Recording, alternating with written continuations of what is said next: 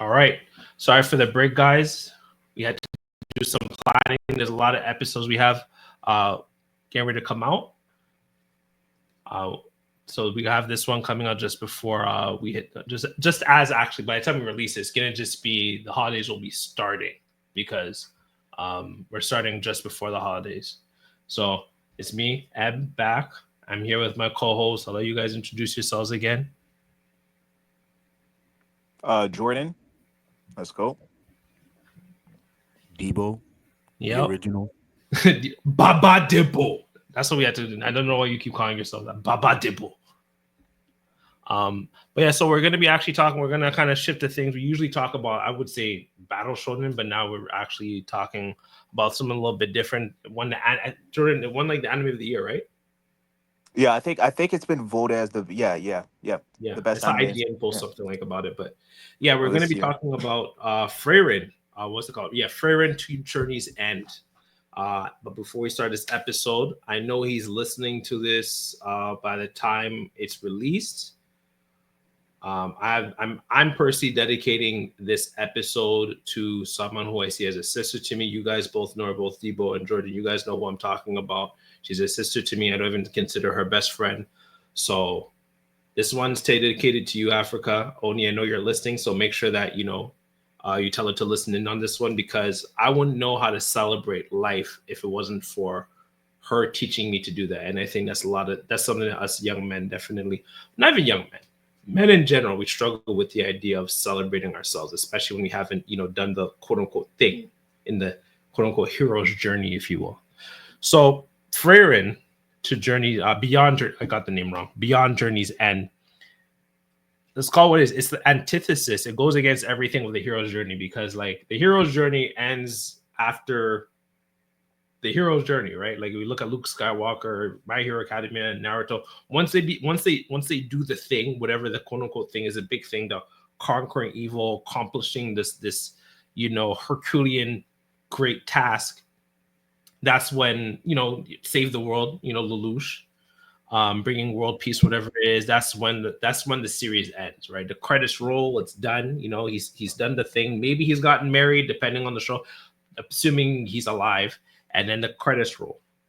This show starts off, and I'd ask you. I want to hear you guys' thoughts about just the idea of it first. The show starts off with they already accomplished a great deal. Like the hero's journey has already happened by the time the show starts. It's not even just happen or even part way. It literally starts.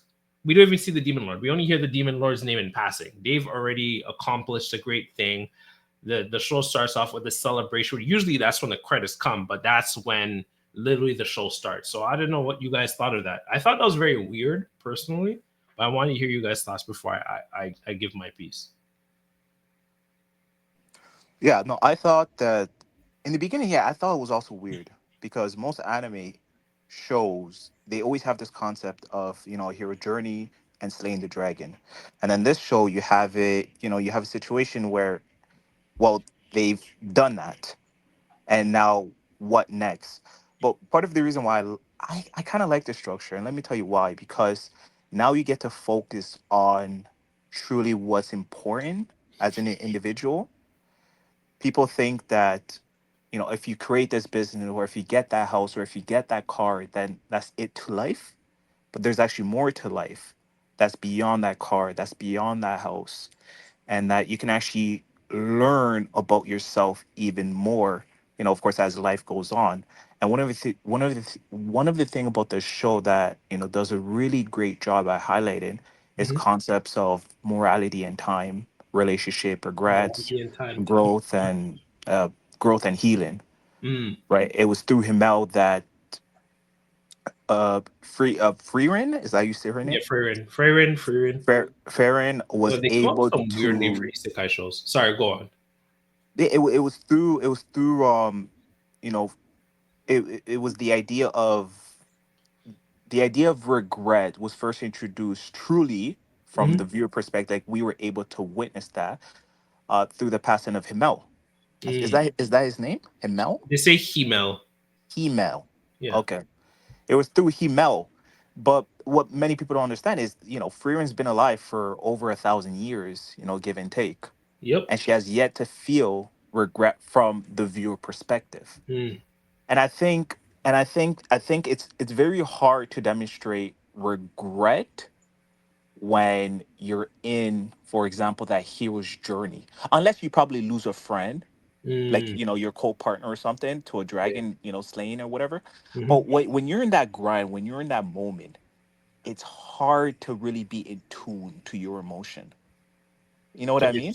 you're going through it. You're like in the process of doing something and or accomplishing something. Yeah, I hear you. Exactly. So this the writer was able to kind of bypass all of that and say, okay, let's really focus on the character. Let's look at all the internal process that that those characters went through, and they made it extremely relatable, because I think that many people sometimes feel as though they have all the time in the world, but the Mm, minute they lose someone, they say, "Okay, make sure you're there for your friend." You see on social media all the time. You sorry, see a big you're celebrity that probably processing just passed something away or weird. something like Mhm. Hopefully yeah, you're you holding that. Okay. Yeah. Sorry. Go on. yeah. Yeah, so you'll see a celebrity just pass away or something like that, and then everyone will say, "Oh, make sure you check on your friend" or something like Yep. that. You just Yep. never know what tomorrow holds, Yep. and I think this is what the show was able to do. It was able to bring those hard, challenging discussions to the surface for us to have. Yeah, I agree. How about you, Baba Debo?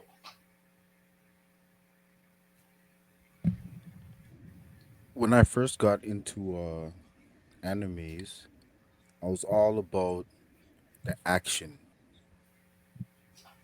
Same. I just wanted to see guys get two pieces, swords, superpowers, all that stuff. But then I was introduced to what we call the slice of life, Mm. It was funny. Mhm. and I found that Frieren had a Mhm. lot of slice of life elements to it. You have a lot. A lot. Yes, Now that you mentioned it, it was a lot. to me, there was times where it got almost to a Vinland Saga season 2 pace, where it's like, where's the action at? I was just gonna use that example. That's I a was good gonna one. ask. Yeah. Yeah. Yep.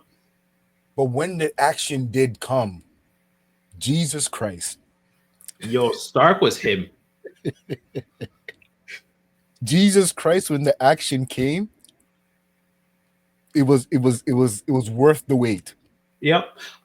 Sorry, I just want to also say a point on the action piece. The thing I also appreciate about the show is that we don't, in terms of anime, yeah, even when I'm thinking about like the Marvel and DC movies, we don't really see a focus on magical fights. If anything, it's like one magical person. If we are seeing the magical person, the sorcerer mage is usually like back, like support. And maybe if they are fighting someone, it's someone who's like a physical fighter, right?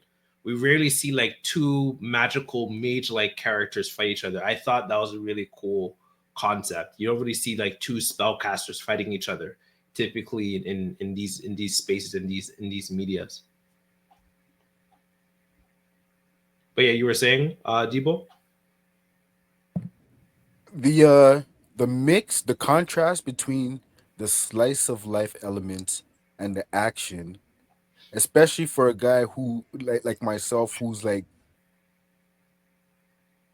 mostly wants to see the action.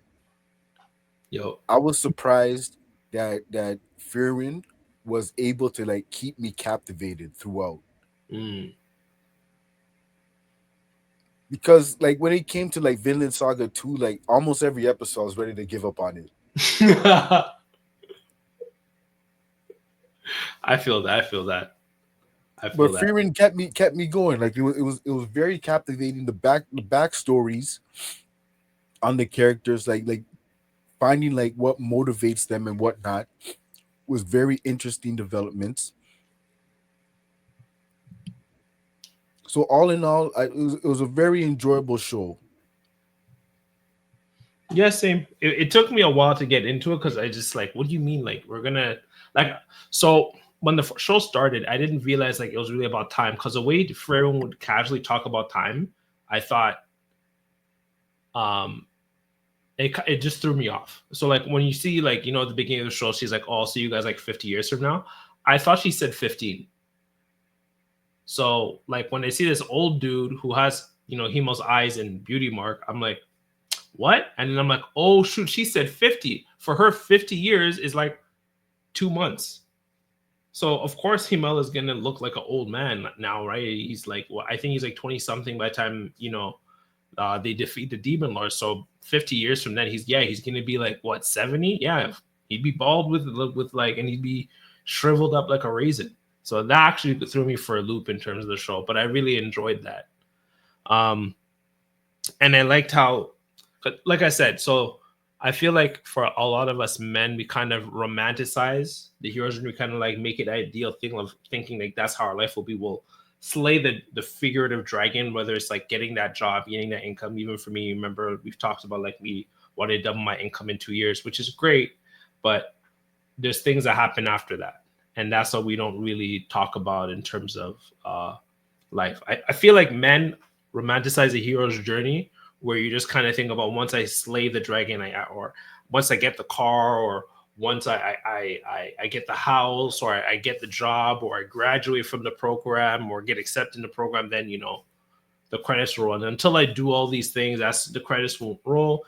And until I do, I can't really celebrate. And I found that really interesting, and it makes me think even for women too. I feel like women romanticize the wedding, right? But they don't realize that like the wedding is only, if anything, if you have decide to have a wedding, it's only the beginning. The marriage takes place after credits. Because even in if you watch romance movies and whatnot, especially the coming of age ones, right? It ends at the wedding. You don't see the characters married. It ends at the wedding, and then the credits roll. You've done. And I really like how Frieren kind of really explores the idea of like, no, life actually goes on after this. You have to, doesn't end. And I think that's an important conversation to have. Um, yeah, where was it? I'm trying to find. Oh, there it is. There's even like I think a great way of encapsulating that idea of like life goes on is what Himmel says to Frieren after they defeated Demon Lord. He was saying, and I want to hear what you guys think about like the idea of like the hero's journey and the credits. How like life takes place after credits. Himmel, the hero, the leader of the hero party, who was saying, Frieren, the life ahead of you will surely be much longer than we can imagine, because for him, like technically we did it. We did the great thing, and now the credits roll. So I wanted to hear what you guys' thoughts are on that. I think there's something that needs to be said about the level of humility that Frieren has, because Mm-hmm. if you think about it, she's living years after basically doing one of the greatest accomplishments in her world. Mm-hmm. She's like a celebrity among celebrities, Yep. but she does not seek the attention, Yep. nor does she even like boast.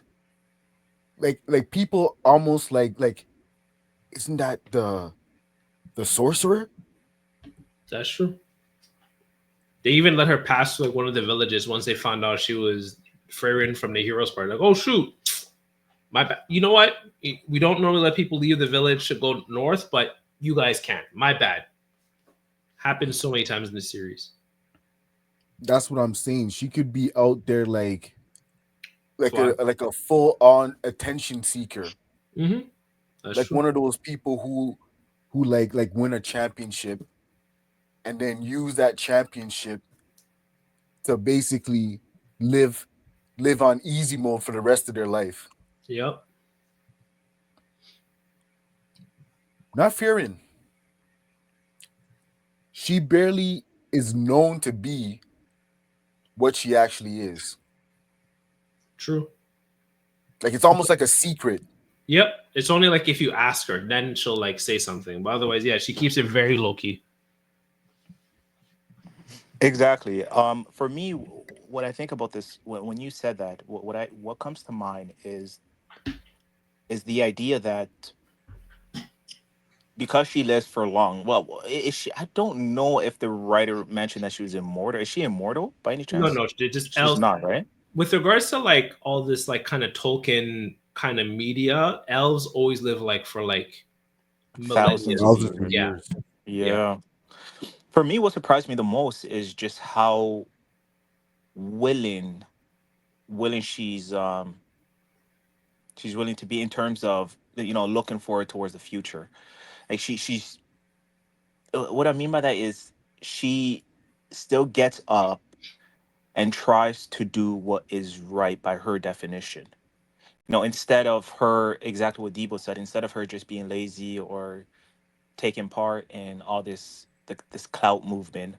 No, she's out here trying to do good, trying to, she didn't want to take what's her name, Fern, as an Fern, yeah, apprentice. She yeah. didn't want to take Fern as an apprentice, but when she saw that, this would mean a lot to Himmel, if he took, Hider, was it Hider, Heiner? Yeah, yeah, Hider, Hider. Heiter. Yeah. This will take, this will, be, this will mean, this will be, meaningful to Heiter taking Fern as an apprentice. Mm-hmm.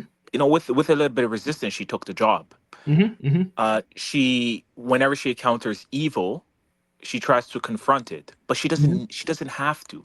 Yeah, But she could get when she walked by. sees her apprentice or other people that are capable of doing the job, she doesn't come in and butt in and says, I'm going to take care of it for you, and I'm going to save you. No, she's going to realize the potential in you, and she's going to let you do your thing.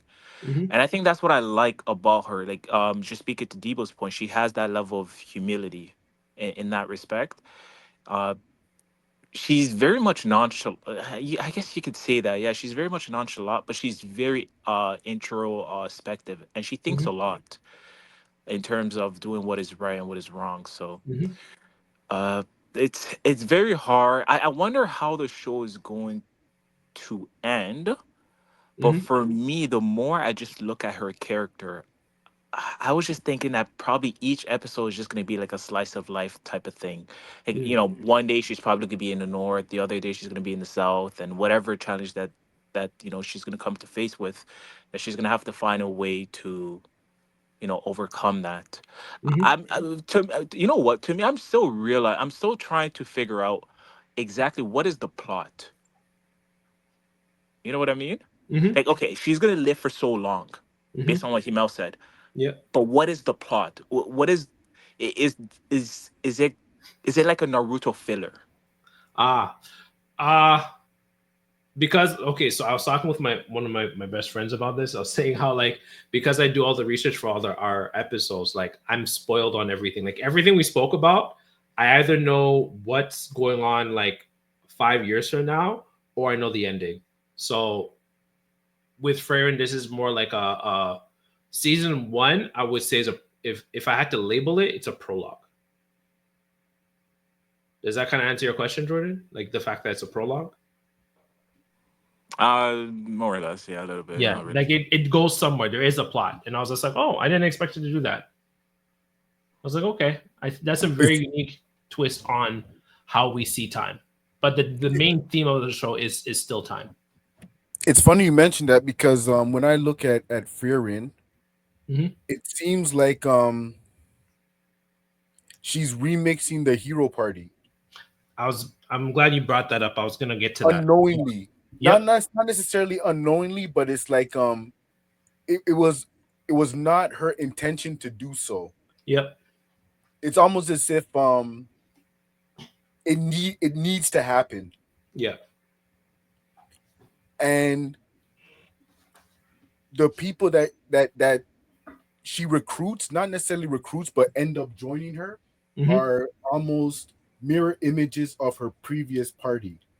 Yeah, their will. Yeah, I was so when I was watching the show a second time, I was really thinking about how essentially. So like my favorite character in the show is Himmel.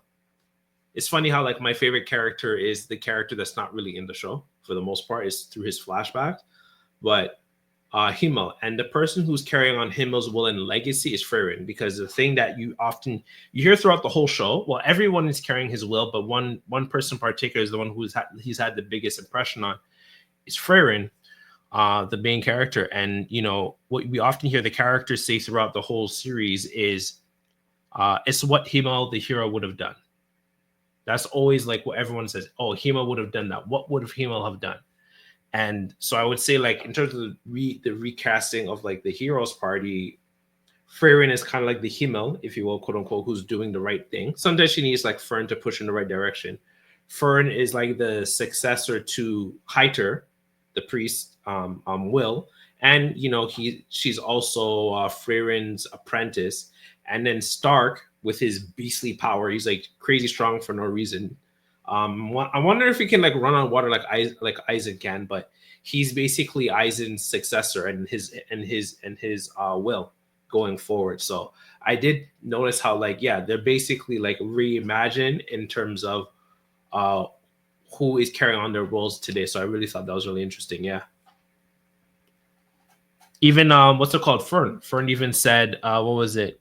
Mr. Himmel Sama trained you well, Frieren. Which you know, Frieren didn't like the idea of that, but it's true because she really knows like this is who Himmel was. This is what he stood for. She knows better than anybody what he stood for, what he was about, or what he's willing to do, or what he isn't willing to do.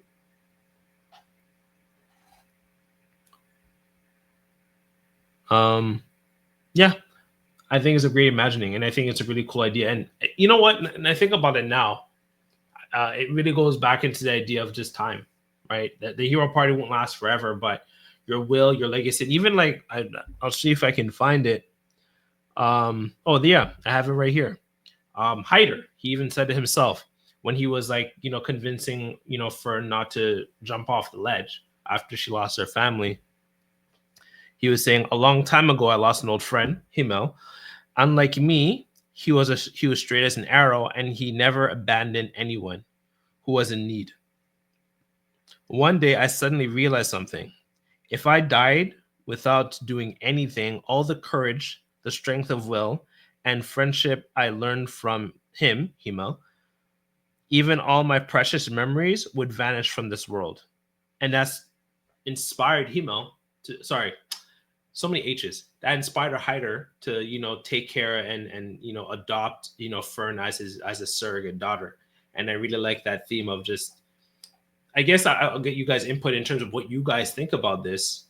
Um, the one thing I noticed with the hero party, the original one, you know, the one that we see at the beginning of the show before they retire and disband, is that they rarely talk about their battles. They rarely talk about their quote unquote great feats.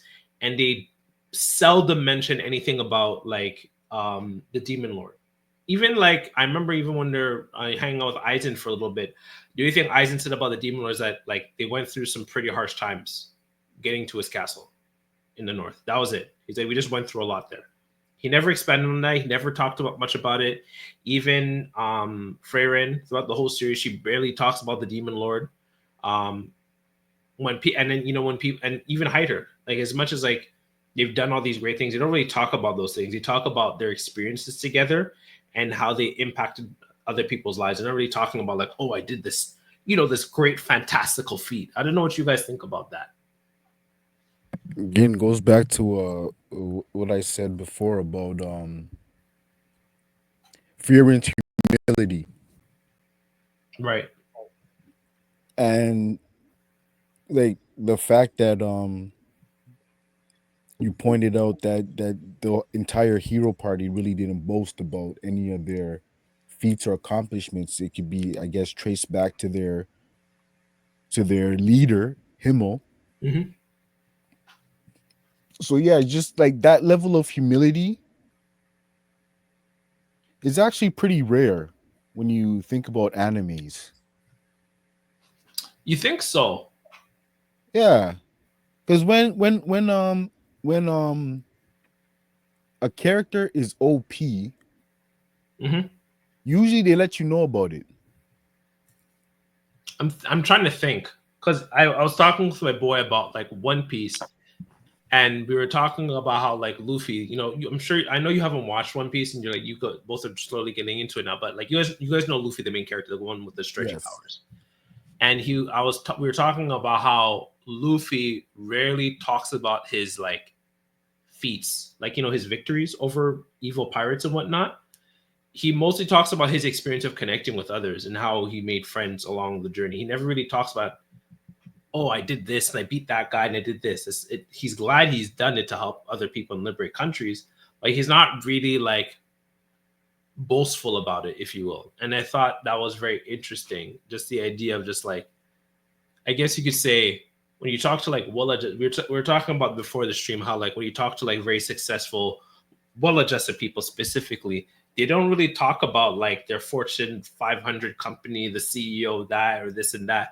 They talk about, yeah, I have a family, my wife loves me, I'm able to take care of my nephews or my nieces, or I love spending time with my sister now that we have more time to hang out with each other.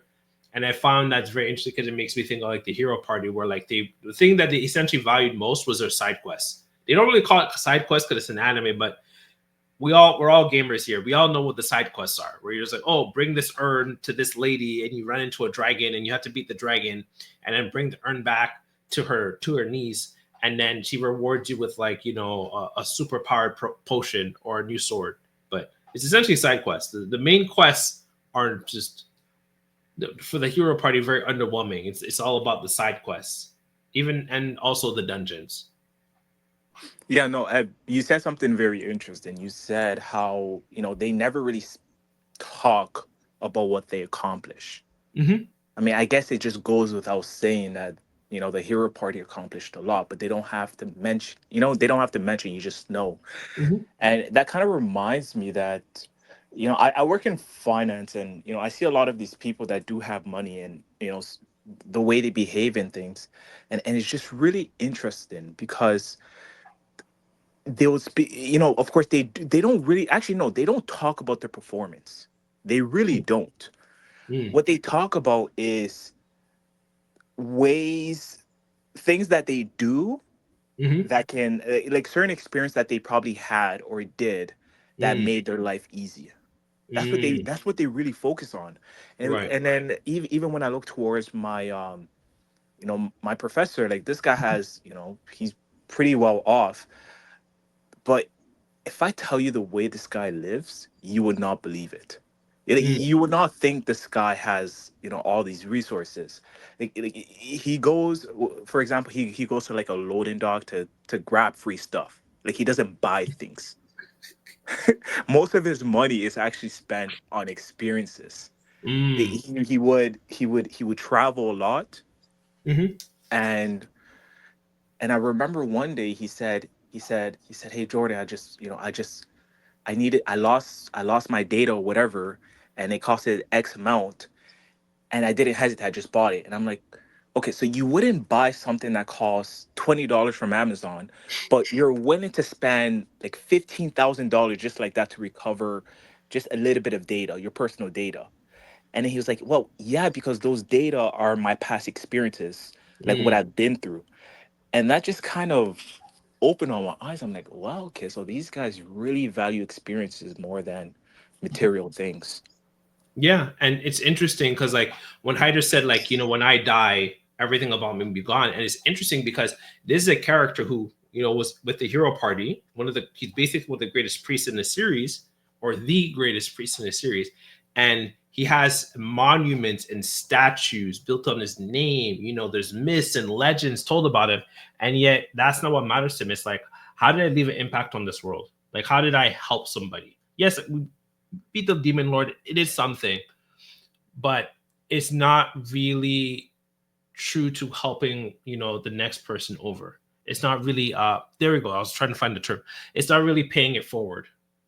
The demon lord, yeah, is one thing. It is an accomplishment, but it's not the end all be all. Like the going back on what we started the conversation with, it's not the end of the credits, right? The credits haven't rolled yet. Credits really is like when you pass on, when you die. But prior to that, it's just what are you doing the next day? It's not after you beat the demon lord. Now you can just, retire in your shed in the forest, kind of like how he did. But even then, he had Fern with him, right? His surrogate daughter. So I find that was just really interesting how like someone who has statues built on of him everywhere, because we see like every time they go to different cities, there's always a statue of at least Himmel, if not the hero's party, depending on how much they impacted that city or town. And yet for Hyder, he's just like, those things don't really matter to me. I don't know if you guys had any impact on that, but I just really like the idea of statues don't mean much to me, but how I help somebody means the most. The side quest, if you will. I think that once money does not become a factor anymore. Oh, actually, you know what? It doesn't even have to come to that point. When you have enough to where you don't have to think about the daily bread, Mm. or what You you're can gonna provide wear for or do tomorrow, it. you can kind of direct your attention into helping people. Mm. I remember when I needed a bag because I had an interview. This is years back, but I needed a very professional working bag. So I Mm-hmm. went to Ted Baker to buy a bag, just on the low end. Right. And there's this I think it was a black sales associate, and he saw me, and then he saw how I really wanted a bag. And then I've asked him, I said, hey, can I have this bag here? And then, but I'll just be back. Let me just, grab some money or something like that. And he's just like, no, no, it's fine. You know what? You can do it. And I'm like, but you're getting commission on this.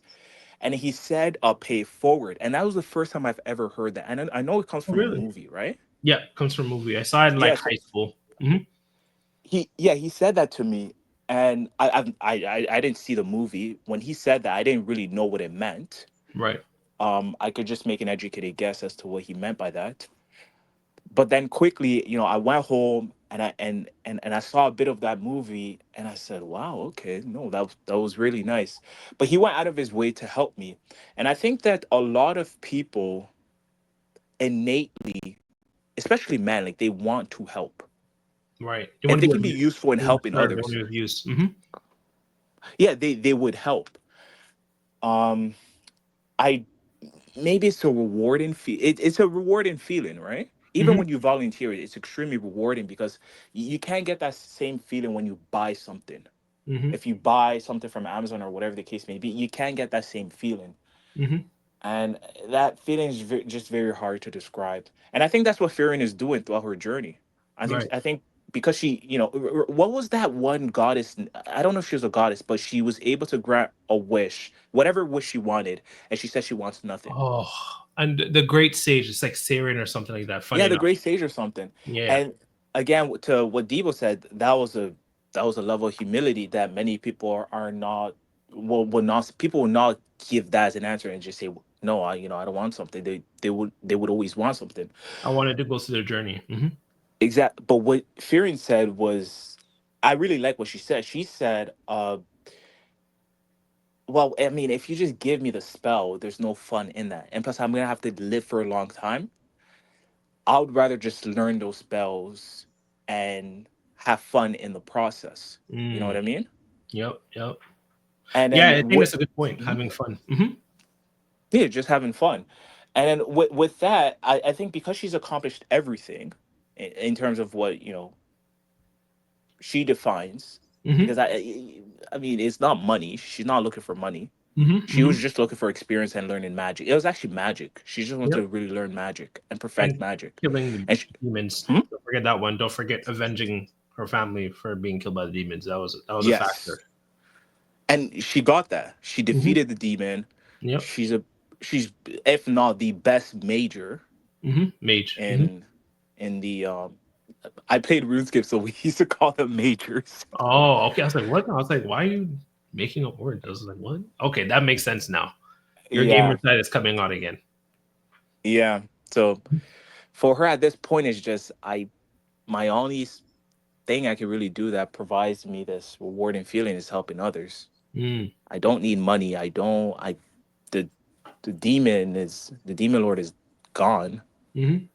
Um, I've experienced a lot, but I mean, I can still experience more. Mm. And yeah, I guess I'll reflect it back at you guys. How do you guys feel about that? this idea of like being remembered and you know having monuments built in your name, but at the same time, or accomplishing things, right? It doesn't have to actually be a monument; it's accomplishing things, but the things that you really value. Um, I'll I'll let you guys have a moment to think. I've had some time to think about this, and I've had these conversations. There's one person, she's probably listening to it right now. She knows she is. Jordan, you know who I'm talking about, and I've had Yeah. conversations with her where she's worried about money and stuff. And there's one particular young man I've been having this conversation with. A lot of my young guys, I've had these conversations with them because I remember what it's like, being your early 20s, and you don't have stuff, right? And you scroll on social media and you're seeing how everyone has stuff. You go on the internet, everyone has stuff. You go outside, people have stuff. Stuff could be anything, right? It could be nice Yeah. clothes, nice slash expensive clothes, cars, shoes, beautiful partner, girlfriend or whatever. In this case, because we know our stuff is focused on men and boys. And the thing, I've had conversations with a lot of them, and this is coming from my own experience too. When I say this, and I'm like, stuff doesn't make you happy. Hmm. We're told that, and like Jordan, you've been over to the house is still being set up, and you haven't been to this house, but you've been to the condo quite a few times. You saw all my giant sculptures and all the things I have, the video game console, the game setups. I mean, it's not to say I don't appreciate what God has given me, but it doesn't bring me joy. It's like when I spend time with you as my younger brother, that's what brings me joy. It's not like stuff is nice. Stuff, I get those stuff to reward myself for some of my accomplishments, but it doesn't bring me anything. Kind of like I said, the whole the hero party defeating the demon lord. Like, yeah, we did this thing, it's great, but actually having a surrogate daughter that I adopted from like a war torn part of the country, that actually brings me much more joy than talking about something I did like 10 years ago. I just want to hear you guys' thoughts on that and your Well, experiences. there's Mhm. levels to there's levels to it. So when we talk about saving the world Mm, as a singular action, everybody is gonna hold you in high regard, mm,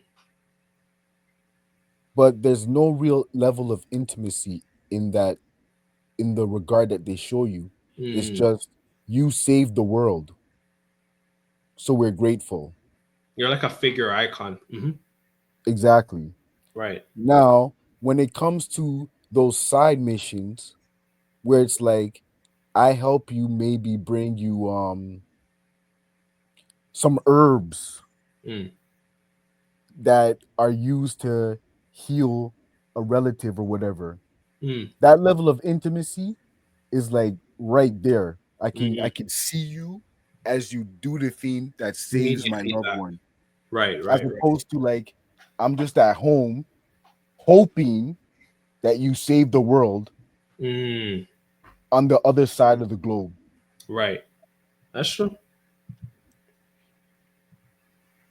That's So true. that level of intimacy right there on the side missions, you get to really like be in the streets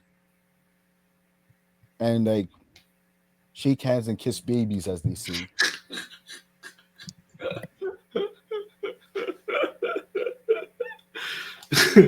Yo, your dry humor kills me, bro. What about you, Jordan, Mr. Accomplished? This guy always has like an Um. accomplishment every time I talk to him. So your first question was about kids, having kids or something like that. Clearly not. No, we're just talking about this the idea of like, Hyder, right? Like Hyder, he continuing had your legacy, or exactly versus just like, he's done all these things, stopping the demon lord, saving the world, but like the thing that brought him the most joy was having like a surrogate daughter that he adopted. Like stuff doesn't really make you happy. mm, Oh, stuff makes you happy? personally for me, no, it, Or it rather really fulfillment? doesn't. Mm-hmm. I've Sorry? noticed. Mm-hmm. Mhm. No, go on. I've noticed that when I start to hang around certain people, that I just stop spending. I stop. I stopped buying things because I've noticed that I'll probably just use that thing for a month or two and then I just wouldn't use it again. Mm. Fun fact, I've bought a PS5 like 3 times and I've sold it every single time after a month or 2 months of usage. You only told me once. Okay, so you had two more situations where two other situations where that happened. Yeah. So I've done it 3 times and because it was just I've done this when I was a teenager, you know what I mean? Mm-hmm. I was playing the video game when I was a teenager. It was just wasn't for me, it just wasn't fulfilling. I guess it wasn't something I was looking Right, forward to. right, I right. think I mean I think it just depends who you ask, Mm-hmm. right? Some people they literally find enjoyment in just trying to just accumulate wealth. Other they find enjoyment when it comes to teaching others about things. Mm-hmm. Some people just want to have, play fantasy football or basketball and hang around with their friends and, that's joy to them. I Mm-hmm. mean, Kong Lee's dad, for example, for them is going to France because that's the mecca for them. And then Sadly. just drinking beer and in a white plastic chair Mm-hmm. and socializing with their friends. And that's life to them and they're happy with that. Mm-hmm. I Mm-hmm. guess for me, it would be, I definitely want a family. I definitely Mm-hmm. want a family. Mm-hmm. I Mm-hmm. think I think I will have joy in that because um I people see the way the world is going Mm-hmm. and you always want to think that you can have a positive influence on the world. Mm. And what better way to do that by introducing someone, a mini you, Mm. raise them right, make sure that they don't have things to rely on, but they have, good values, characters, and morals to People reflect on. were allowed too. Mm-hmm. Yeah, essentially people around them who can bring out those best characteristic traits in those Mm-hmm. kids. So I think for me it's just probably having a family, I'll be honest with you. Yeah, I think that's a great point. Yeah. And so like for me, a lot of my youngest, so one of them, he might be listening. He just recently, I think this past week or two, he got accepted into game development school. I still haven't posted on my story. I was supposed to do that, but I've just been Nice, busy with other stuff. congratulations. Right. Thank you for saying that. And so for him, when I said congrats, he was very kind of in, and not to say he was rude about it, like he did call me to tell me he got in, because it's not like he was not proud of his accomplishment, but there was like a sort of indifference, if you get what I'm trying to say, in the sense of I didn't, it's just whatever. I'm like, no, this is huge. You got into game development school, and the big part of it was just how well his interview went. So it's not even from like his just having the best grades or whatever. Not to say his grades are bad, but it came from the integrity of his character, and that's the reason why they want to bring him into the school. And it's just like that's huge. Like we need to celebrate this. But for him, he didn't see it. It's just like it's just whatever. And even another one for him, I kind of mentioned before when we were talking about like the stuff make you happy. For him too, he got accepted into his arts program, and he also, and that's why I said I think this episode is important, because a lot of my young guys, they're doing all these amazing things. You guys have met some of them when we guys went out for that men's movie night that we did, and they're doing great things, they're accomplishing things, and I'm like, I'm so proud of you guys. You guys are doing things to the point where like I can't even celebrate all the things you guys are doing. It's going to cost me too much money, and they're just very lukewarm about their accomplishments. And I know where that comes from, because for me too, I can't remember what I did. I can't remember what I did, but one of my homegirls, like I said, she's like a sister to me. I can't remember what I did. Oh, I remember now. I started working part-time with one of my first employers when I was starting to do community work. And I got to start working finally with youth, which was like the aim I was trying to go towards. And I started part time. I wasn't full time. I was part time for like I think a good 2-3 years. And when I got in, I was like, okay, cool, but now I need to get full time. Remember, for her, she was telling me, no, we need to celebrate. And I was just like, why? Because for me, the way I've been raised, I would say a lot of us, but I would even say it's an inherent, like, quote unquote, genetic thing. It's how we're socialized as men. We're focused to go on the next goal, right? The hero's journey, the credits are rolling, right? The credits haven't rolled. Yeah, I got the job as part time. Now I need to focus on getting full time. When I get in, from my mind, it's like when I get full time, that's when we can celebrate. But No, because it'll be something else. Maybe I want to get a certain credential, a certain degree, or a certain, or I need to get a pay raise or whatever. And then that's what celebrates. It's always the next thing over and over. And she said, no, be in the moment and actually celebrate yourself. You deserve to be celebrated. And it was very hard for me to receive that because one, I got part time. So I say this in the financial context because she's like, you should, go out to eat, maybe we can go get sushi. And I'm like, I don't have money for sushi. It's part time. I'll maybe do sushi when I have a full time job working with youth. And she's like, you know what? Not a problem. I'll pay for your sushi. I'm gonna make sure you celebrate yourself. And at that point, I'm just like, fine, I'll do it.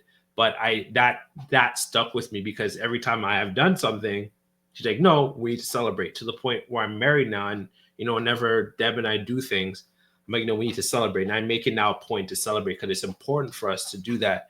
But initially, I didn't see the value in it. And so when I look at these young men and boys, they're getting accepted into their school, they're graduating from their programs, they're getting A's across the board. And I'm like, yo, I'm so proud of you guys are doing great. They're like, they'll say like, oh, the one who got accepted to video game school, right? Game development. He's like, yeah, but I didn't start my classes yet. It starts in January. Doesn't mean you don't deserve to be celebrated. Doesn't mean, like, how many few people get into game development school, let alone people who get to go into higher education around the world. Like, it's huge. It's a very small population. And you got in and you're going to graduate, and we'll also celebrate that too. Because I know for him, it's, I'm going to get into game development school. And then after I get to game development school, I have to graduate game development school. And then when I graduate game development school, then I have to get a job at at a video game publisher company. And when I get that, then I have to find a girlfriend and get married. And then when I get a house, then maybe, no, even after that, then it's going to be, then I have to have a kid with that woman I get married to. And then maybe after that kid, I'll maybe celebrate. But by then, you won't have the capacity to celebrate. Like, you don't have the time. You have a kid, but you never sat down and just appreciated what you did. And like I said, I see that a lot with men and boys. Even one, like, I don't know if he'll listen to this episode. I remember he got a car, and I was like, "Oh, we need to celebrate." He's like, "Yeah, but like, it's just a van." I'm like, "Do you know how many people in Toronto who don't have cars? That have to take public transit? You got a car. When I get a BMW, that's when I'll celebrate. No, we're gonna celebrate now. Yeah, it's not a BMW, but you have a car. Let's be in this moment and let's celebrate." There's so many times I had to like fight him. It's funny with all of these young guys, I had to fight them to celebrate. Just similar to what who I consider a sister forced me to. She have to actually fight me to celebrate. But it's such a thing with us as men and boys. I don't know what you guys think about that, or if you guys have experiences with that. But the idea of just sitting in the moment and celebrating is just so so contentious, if you What will. you're saying really resonates with me because when I was graduating high school, I had two friends, brothers, that I grew up with, and one was going to school in the States for football, Right. and another was going to a Canadian college or Canadian university for Mm. football, both on scholarships. Right. So I saw their mom, and she was asking me what I was doing with myself, and I was like, "Well, I'm just going to Humber College." She stopped me right there and was Yeah. like, "No, no, no, no, no, no. We're not gonna do none of that. There's no. I'm just going to. No, you're going to college." Right. And I she like that. just like didn't make me downplay what I was doing, Mm. and that always stuck with me. That even if you think what you're doing is Isn't a minute, big deal. Hmm. celebrate it. Celebrate the small things before you get to the big ones. Because you never know, the big ones may never come. So celebrate what you got. That's a fact. That's a fact. I agree. I think it was Eb. I think it was you who first exposed. I love how I spoke your name like you weren't here. Yeah, no, you always do that as if like I'm not in the room. But I know you're about to say it. That's why I started laughing. No, so I think it was you, Eb, who introduced this notion that every accomplishment or milestone that you do, take time, celebrate, go out, celebrate with friends or whatever. Because before, I remember, oh man, I was young and I still understood this notion. I was like, okay, I mean, if I do this, and I'm gonna have to do that, and then I'm gonna have to do that. So I remember I was really young, and I told my mom. My mom was like, okay, you know what? Just finish high school. I said, okay, cool, whatever. Okay, I'll finish high school. And then she said, okay, just finish university. And I'm like, okay, whatever. I'll do that. And she said, just get a nice job. And I was like to my mom, like, Mom, you just keep moving the goalpost. When can I just relax? Mm, When can I just be me, find out what I want to do, find out what I like without you having to tell me what I should do. You know what I mean? hmm And I did that, and then it was now she's saying, okay, just get a house. And so and then you come along and you say, Jordan, just celebrate all those accomplishments. Where with her, I didn't really have that. I didn't mm, really have every single milestone that I do, just take time and celebrate that. But one thing I will say that she did that I was really grateful for is when I did graduate university, uh, uh, I told my mom I'm not going to the graduation. My mom said, what? What do you mean you're not going to the graduation? I said, well, I didn't go to the graduation for my middle yep. school. I didn't go to the graduation for my high school. So I have this pattern of just not going to the graduation for literally anything. And my mom said, okay, no, this one, just go. And of course, if you don't like that, then whatever accomplishment you have in the future, just don't go to it. But just see how that feeling felt by going to your graduation. And I remember after my graduation, I went to my mom and I thanked her a lot. I said, you know what? It was actually a really good feeling. It was a good feeling because I saw my family there celebrating me. hmm And then I saw also people back in Congo hmm celebrating me. Mm, Imagine this. Imagine this. They don't have a lot of money, but they sent me money. wow. Can you imagine that? I'm supposed to be sent. Of course, I do, but I'm supposed to be sending them that that money. But Yep. they sent whatever little dollar they had to really showcase that. Hey, listen, we're actually really proud of you. Mm, And for many viewers who may not know, but being a Congolese graduate is it's a huge thing in our culture because Education is a big deal. it's a big deal. Yeah, it's a big deal. And my family's back home. They all, chipped in together. So it wasn't just one person giving me money. It was the hmm entire family back home. They said, okay, we're going to chip in 20, 30, whatever, and hmm give this all to Jordan. hmm And just little experiences like that just made me realize that, sometimes, I should stop and just smell the roses, like you Yep. say. You and I that's some of the times we fought a lot. I fought you for the Yeah, you celebration, fought me a especially the lot. graduation. Huh? Yeah, you fought me a lot.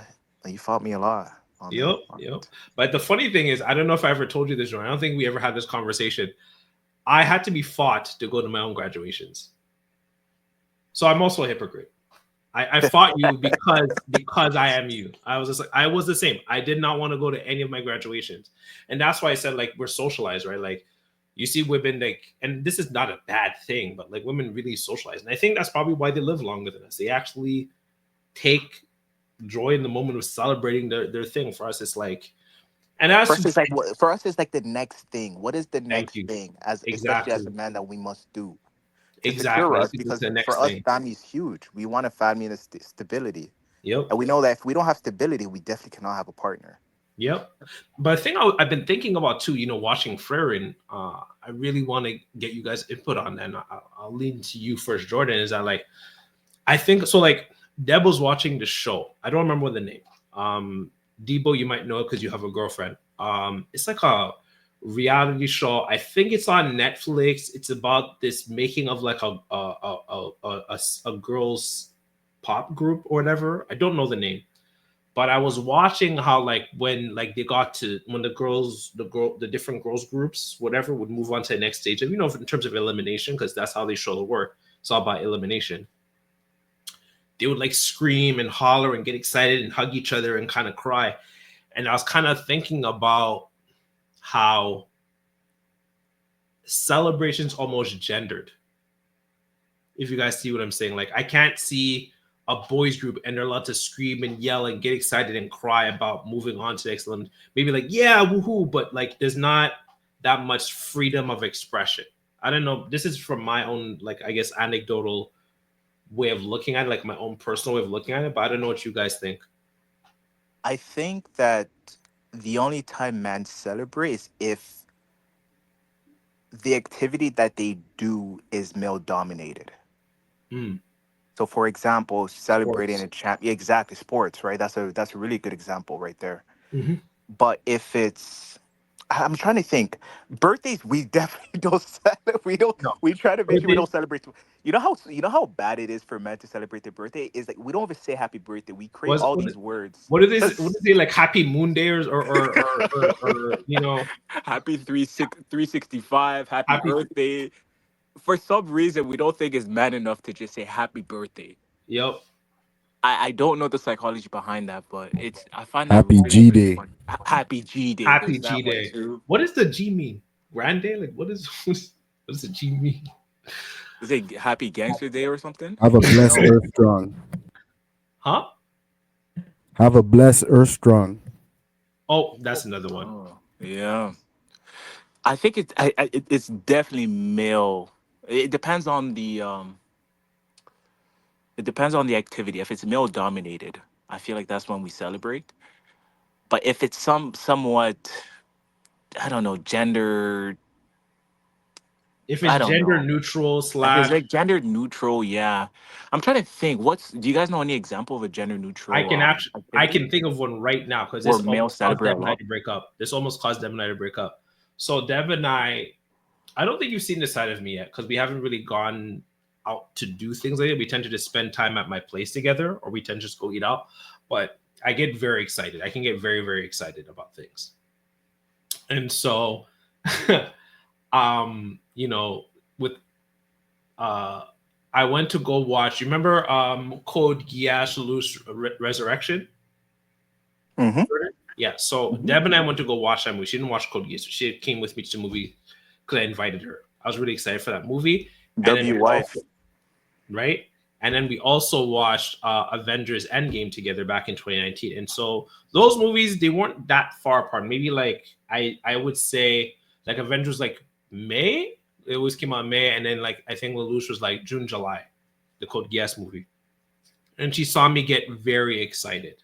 Like I was jumping, screaming, hollering. I'm seeing Captain America pick up, Thor's hammer Mjolnir and fight down. Like I'm Captain America on Captain America action. Like me, I'm a Cap Glazer. So I'm like, what? I'm losing it. And outside of those circumstances, you know how I am, Jordan. I'm pretty chill. I'm pretty like cool and level headed. So Deb even seeing those sides of me, I guess you could say celebration, quote unquote, in the loosest terms, she was kind of put off on it. It was to the point where she was like, this nigga's kind of weird. This is Yep. kind of strange.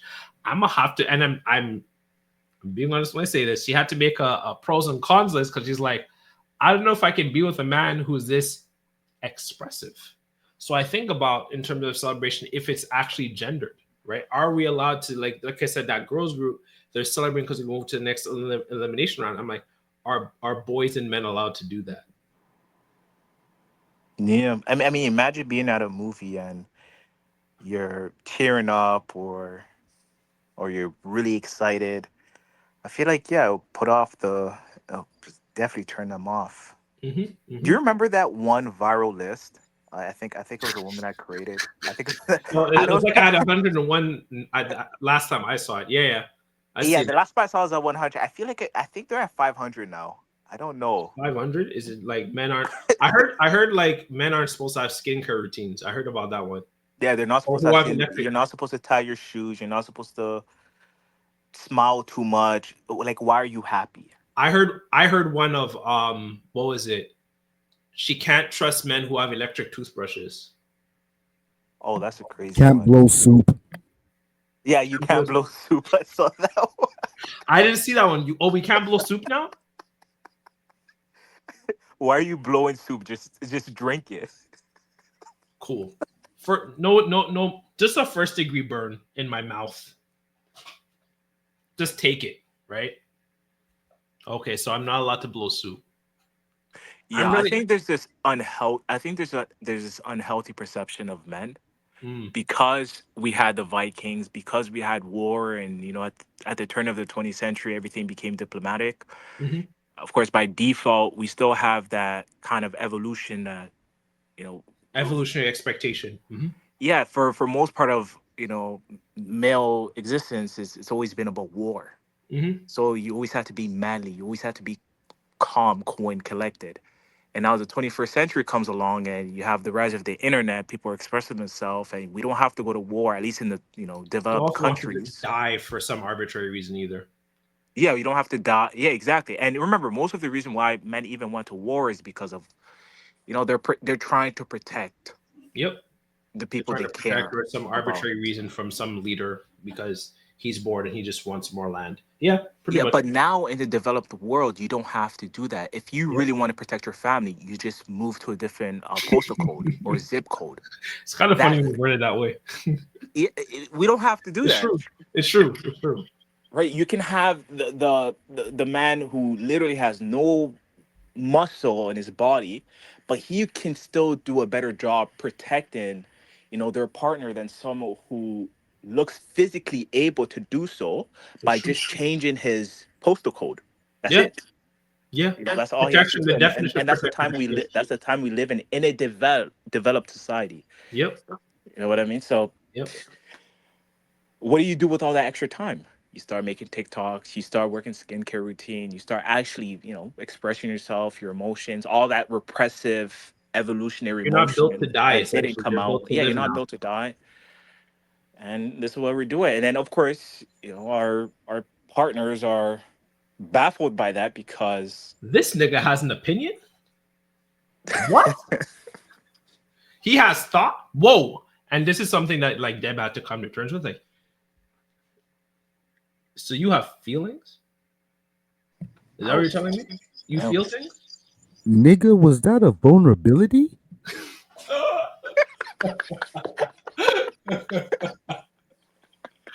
So you know what's crazy? I think this really goes into the whole celebration thing. I love how Devo, I'm glad we have you here. Your one-liners are just they're top tier. I remember because so Deb always wanted like a kind, sensitive man, and I am sensitive. I'm very open about it.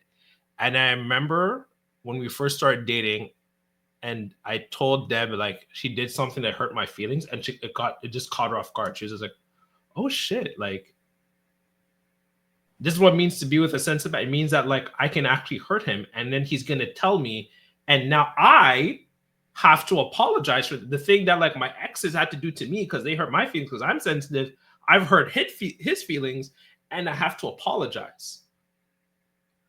like Um, this brother's actually expressing his emotion in full sentences. he's not Wow. even grunting and beating his chest like a gorilla. Wow. Yeah. Do I have to be accountable? Right? It makes me think of that the stuff with Okarun and Ayase, you know, when we are talking about Dan to Dan, where she was just like Okarun is very emotionally expressive, and she's like, oh shoot, he's actually just telling me how he feels. Well, shit, I don't know. And she had a hard time adjusting to it, right? Like, and I think that's a really good point. I've kind of talked about this. This really goes back into what Jordan was saying. Because when I talk with my young guys, they talk about like their challenges with like women and girls, and like I had to remind them like in terms of human history, in terms of Western context, women got rights like if you look at all of human history, they got rights like last week, and like men talking about things and expressing themselves happened like give or take a day, if not a few hours ago. You can't expect women and girls to fully get it just yet because it just started. It just started being a thing. So it's not like women are inherently misandrous who hate men. They're adjusting to something that's new. They're like, oh shoot, he has a skincare routine. Oh shoot, he's gonna tell me that what he liked, what I said he didn't like it. He's not gonna just grunt and take it like a gorilla. He's gonna just say, "Hey, I really appreciate you didn't say or did that." And it's like, oh shoot, like as as, as Devo said, oh shoot, is that accountability because of a vulnerability? Like what? I think it's true. And so, we're getting to a space where like we're gonna have to really evaluate the idea of celebrating ourselves, of enjoying ourselves, right?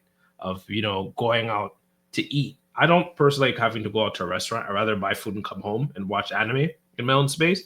But the idea of just buying food for yourself and celebrating yourself. I remember this is kind of like a tangent story, but like I have like a burn on my right arm. You guys can't really see on this camera, but basically I burned my arm cooking. I remember I was like texting Africa about it, and she was just like, I was gonna go back to cook again, and she's like, no, go buy food. Like for me, I was like, even if I'm injured, I'm still going to follow through in this thing I said I was going to do. This whole mindset of just, you're supposed to just push through, which we see that in anime all the time, anime and comic books. The characters like bleeding out from their arm, but they're just like, what was it? The masculine urge to bleed out on snow. I don't know if you guys seen those things. Or it's just like you want to bleed on snow like John Wick or something. You just want to push through, and it's like I seen that one. Dude was like looking into the rivers, like here's the spot. I seen that one, right, the black guy, right? I think so. Yeah. Like looking into like a riverbed. He's like, here's the perfect spot. Yep. You just want to like push through and do this thing, and it's like you don't have to. You don't have to, especially we have the masculine urge. We don't have to do that. But yeah, no, I actually do want to ask you, Debo, like, buddy, it's okay to live. That's the one to ask you, like, what do you feel about like this idea of celebration and living, and especially in the context of like men and boys? Like, how do you feel about that and being the idea of it being gendered?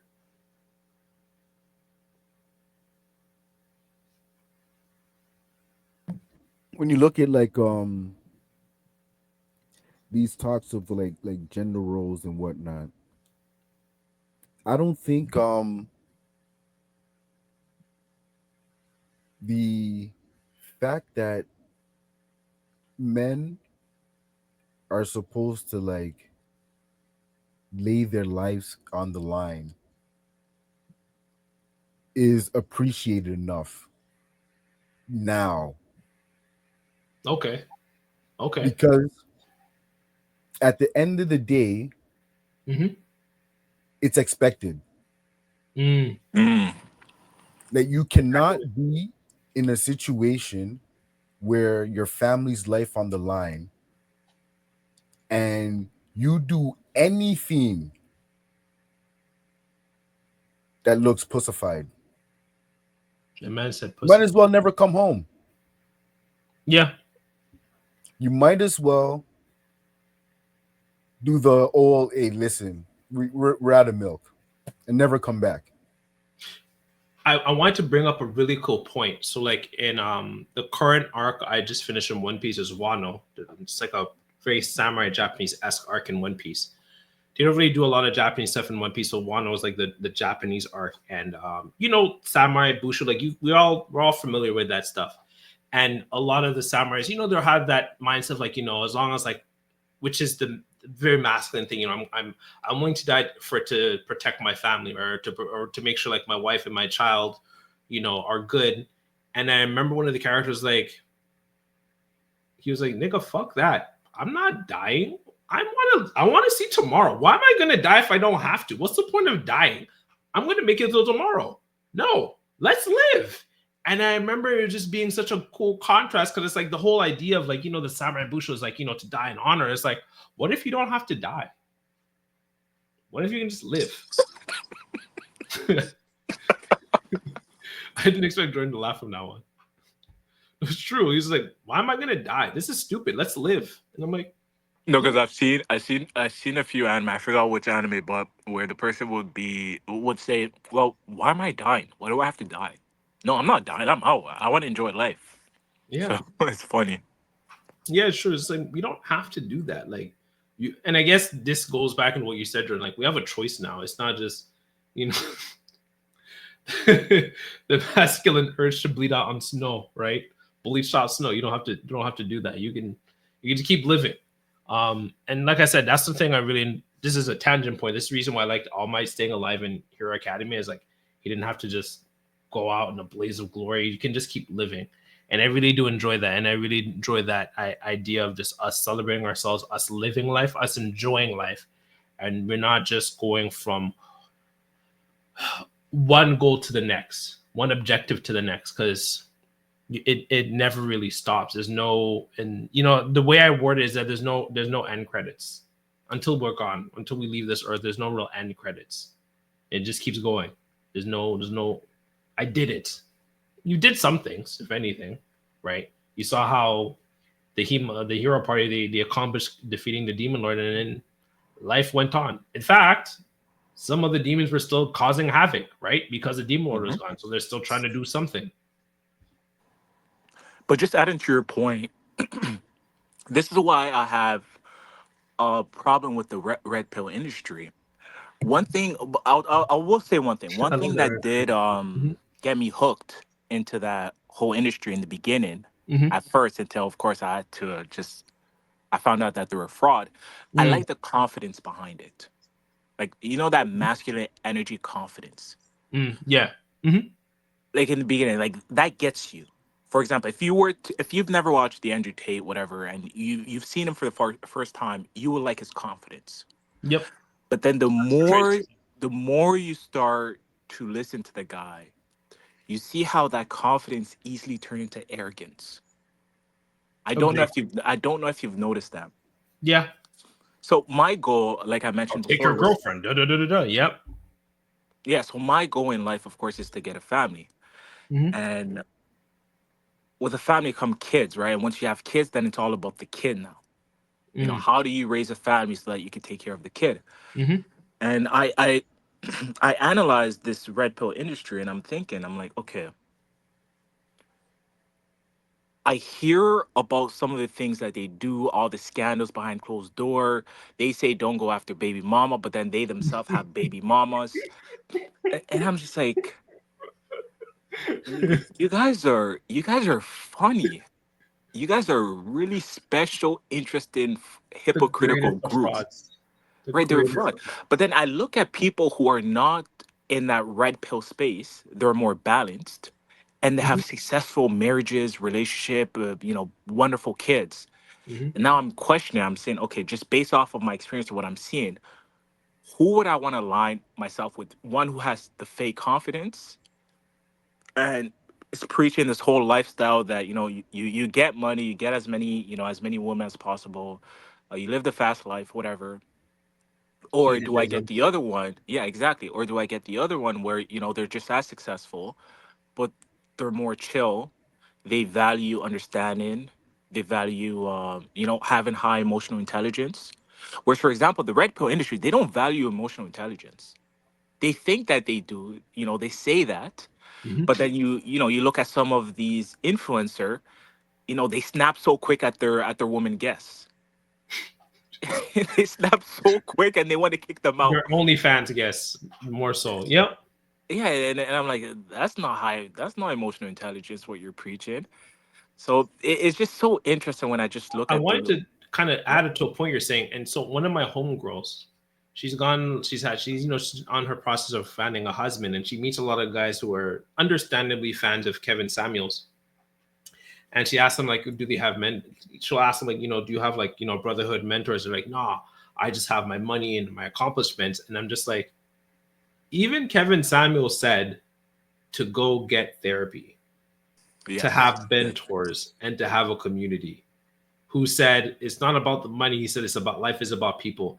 And it's very funny how people, even someone who says something like that people can be so, I guess you could say, selective in hearing. Whereas it's like, no, even this person said it's not about hedonism. It's about relationships and being mentored and having people guide you and having supports. And it's very interesting how like the only thing they take away from the quote unquote red pill industry, even those who might have even spoken sense, is I need to get stuff. Stuff will make me happy. When I get the stuff, I will be happy. and I will get women who will add to my stuff, right? Just like you keep saying, like have sex with very some copious amounts of women for reasons. You're supposed to have sex with a lot of women for reasons, and after you do that, I guess then you'll feel happy or feel good about yourself, supposedly.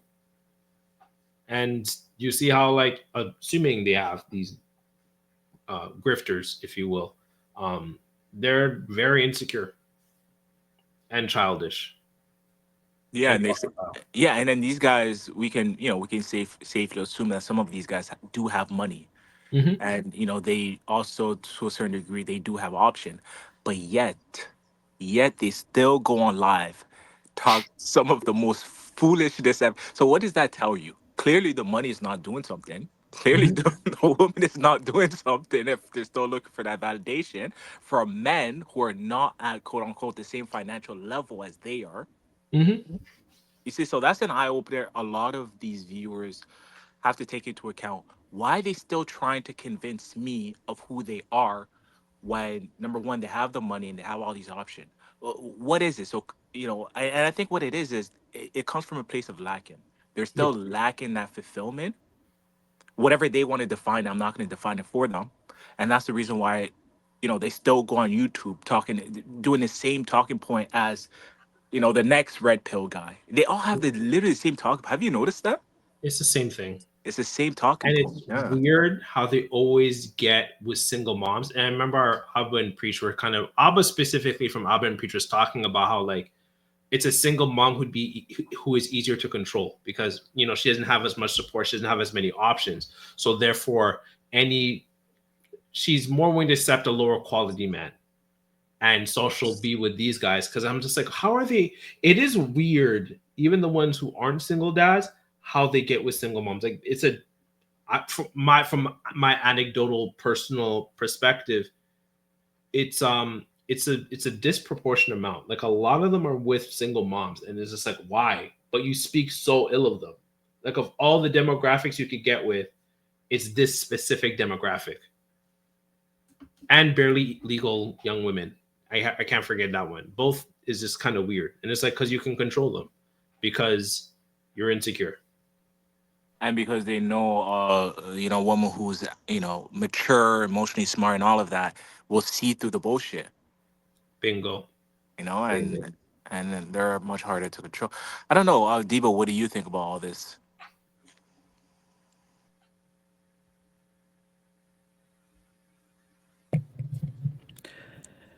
I mean, these red pill guys, at the end of the day, a lot of the stuff that they say makes sense. The problem is, it seems most of them Hmm. aren't living, aren't practicing what they preach. Hmm. And that's a big issue. Yeah. It's a huge issue. They're basically doing what Derek Jackson did, and we all seen what happened to him. Yo, Derek Jackson was a clown. Like he was And the just red pill community went in on this guy. crazy. They And then when you look celebrated. at it, literally all the people who are all the big names in the red pill community, in the red pill industry, are either dead, rest in peace Kevin Samuels, or they're Being exposed. not even just being they're being like dead, being exposed, having their demonetized, or completely irrelevant at this point. Mm, Everyone else has basically distanced themselves from the whole red pill theme. mm. Yeah, that is fair. That is fair. But like, I get the need for what the red pill was trying to do, and like, I don't want to say like they're onto something, but it was crazy that the amount of TV shows that I saw where it was like they'd be some type of like and it'd be like them police procedural shows. Like I think one of them was FBI, but like the amount of like shows of that nature that I seen Mhm. that had like some kind of like terrorist group or and or like criminal who was part of the red pill community or was an incel. Yeah, like the It's show. ridiculous. Sorry, go on. No, it was just ridiculous to me the amount of times that I see that on TV. Yeah, it was like that show. I think it was on Amazon Prime. Dr. T.S. Johnson covered it. It was Powers or something like that, where it was like all women got like basically superpowers, or if they touch you, like fry and or explode. Yeah, And like the women of the world got like electrocution powers or electric that was powers. it. Is it Powers, right? Yeah, they all turn into a bunch of electros. Yeah, yeah, pretty much. And I remember like their main antagonist was basically some Jordan Peterson anonymous, the hacker group anonymous incel group who hated women, you know, having the right to vote essentially, and this cartoonish hatred of women. And it's just like, have you guys actually listened to anything that was being said by these demographics before you just decide to lump everyone all together and assume that it's all out of malice? It was very interesting to seeing that. Even does that movie Hello Dear, and the main antagonist once again was Jordan Peterson. He became like the face of incels, even though he spoke against them. And then Even what's it called? He didn't like the incels. She-Hulk. She-Hulk. From what I gather, the villain was the internet trolls. Oh, perfect. Yeah, because there's this, like I said, this cartoonish hatred of women, which you even saw in that show. I watched like I think the first episode, and I'm just like, I do hang out with men. We're not typically doing this thing where we're just cartoonishly like misogynistic. So I have a misogynistic. It's like cartoonish. We're just like, oh, who are you? Why don't you want to sleep with me? Because I'm a man. Or beat my chest. It's like, come on, guys. At least if we're gonna. My wife is not in the kitchen.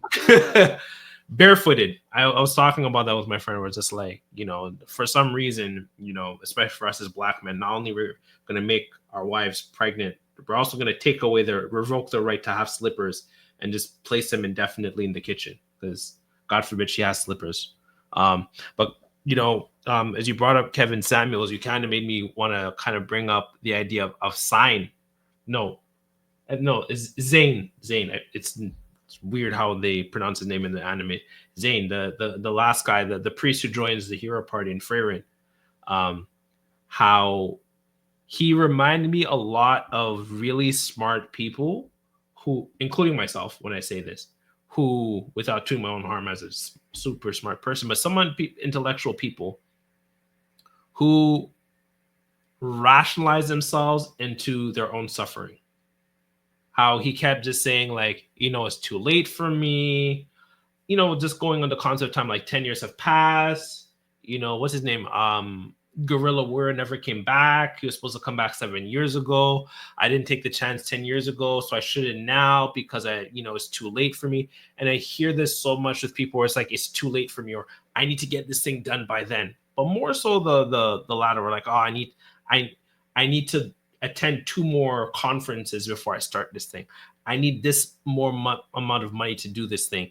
I need this thing before I start. And it's just like, the only time to start is right now. I don't know. He was my other favorite character besides Himmel. I don't know what you guys thought of Zane, the adult priest that joined him later on in the series.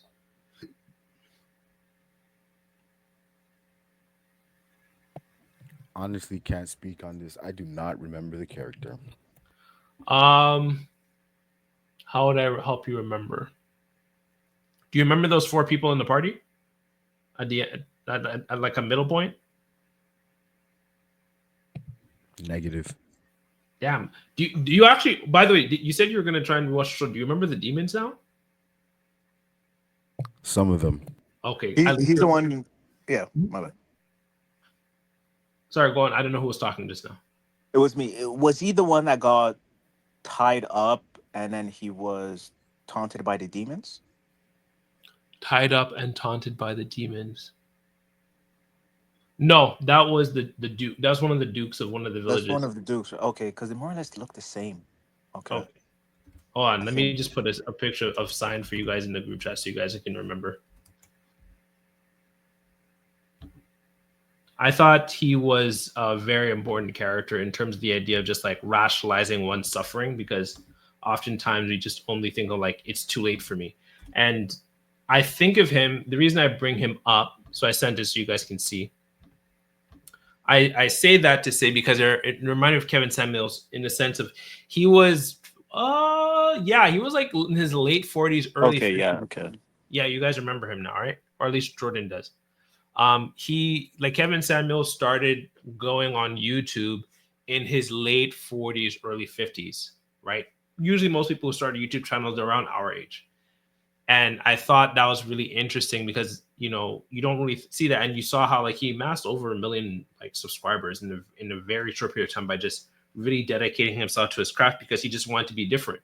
He wanted to do something different, and it makes me think of Zion, where he was just like, "Oh, it's too late for me to become an adventurer. It's too late for me to do this. I'm too old." And it's just like you're never too old to do anything. Like my wife went back to school to be a teacher at the age of 28. I think about 28, right? And most times you think like, someone in their early 20s. You're always like, oh, if you don't follow this, how would I word this? This very set out character journey, quote unquote character journey. If you don't follow this template, right?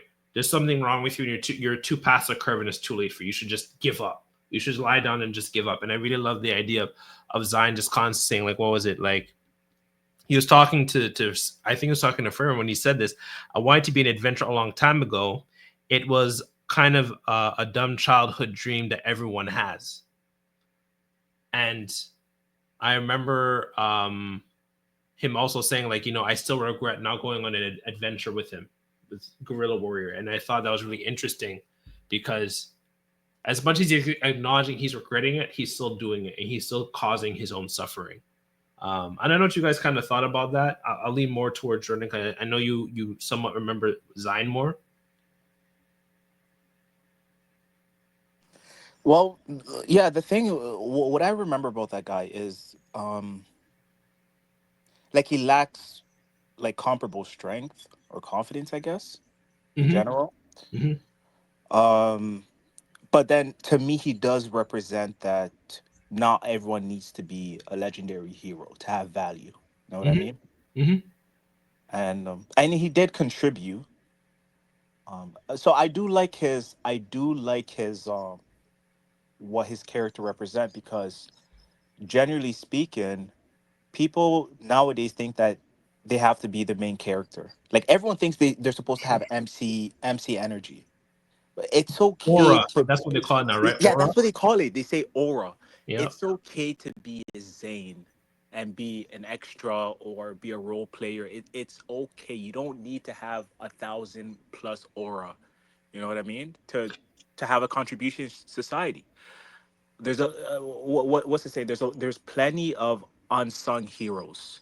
Yeah, and it makes me think of his fight with that. Like, I don't know if you remember the plant that was cursing everybody but and putting them to sleep. Like he wasn't able to take it out. He just woke Frieren up for 5 seconds and she was able to take out the monster, right? Hmm. Rather than, this whole thing where, what we talk about, you're supposed to, fall on your sword and die trying to kill the monster. It's like, or you could play the support role and let the strongest person handle the thing.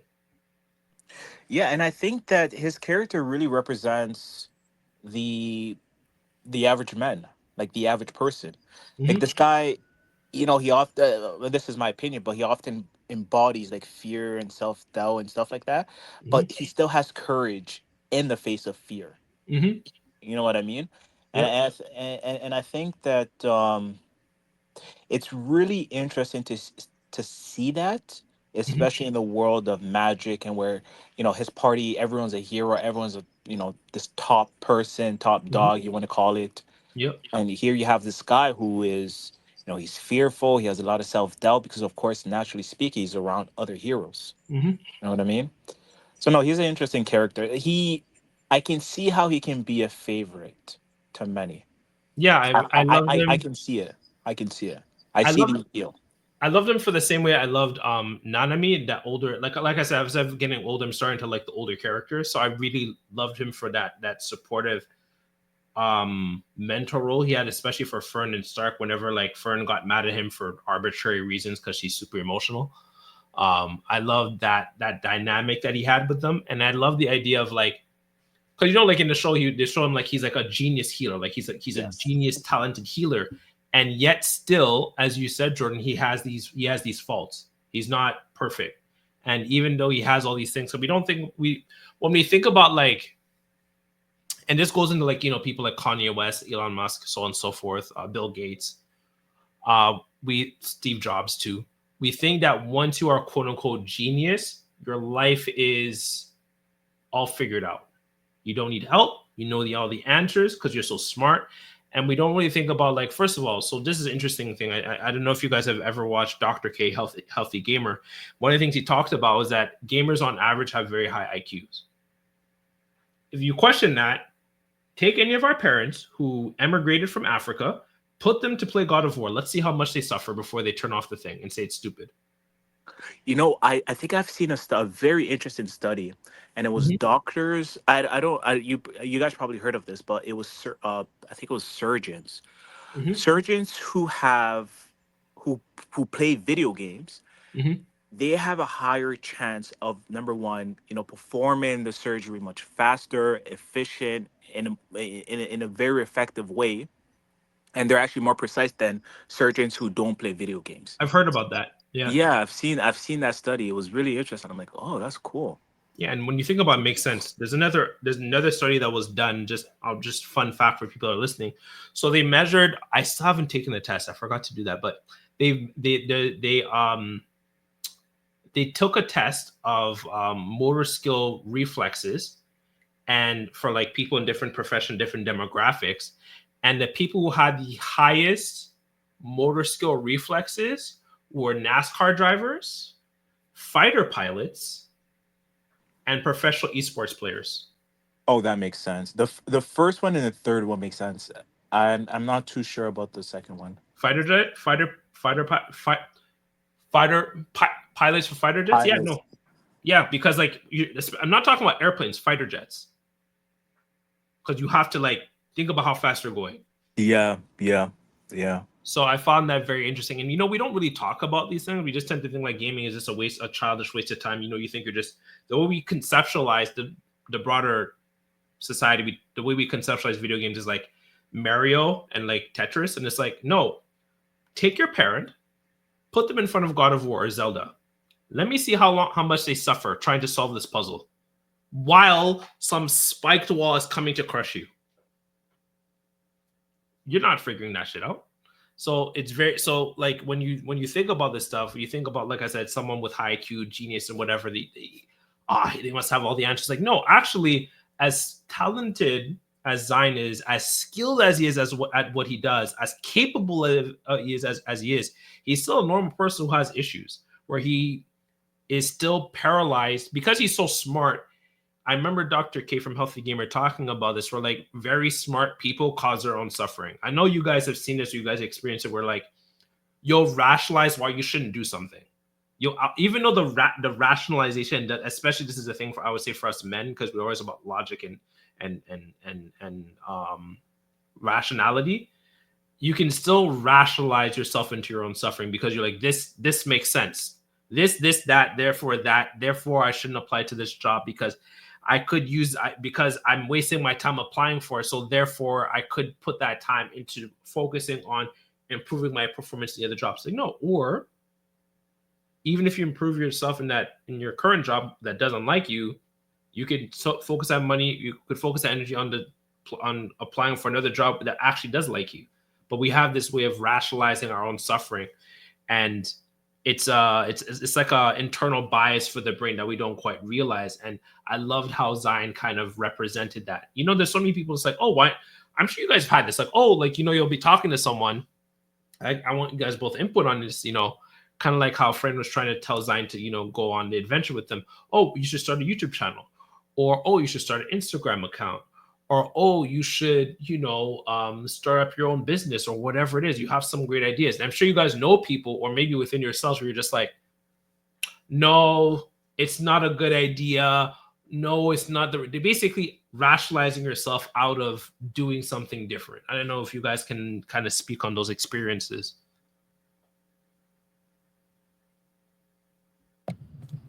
Um, I guess I rationalized myself out of doing my own comic book. Mm, okay. I had the writing down, but my issue would have been the drawing aspect of it. Whether paying an artist, which I couldn't afford to do at the time, Mm, or doing it myself, which I thought it wouldn't have been visually pleasing to me. those So would be I the figured if it part. wasn't visually pleasing to me, it wouldn't be visually pleasing to anybody else. Right. Then come to find out, I'm pretty sure the One Punch Man, he drew that shit himself. And there was another, and it was a little kid, and I think they eventually made a cartoon out of it. It was called like Axe Cop or something like that. Little kid drew it himself. Oh, don't forget Attack on Titan. Hajime's art is ass for the first.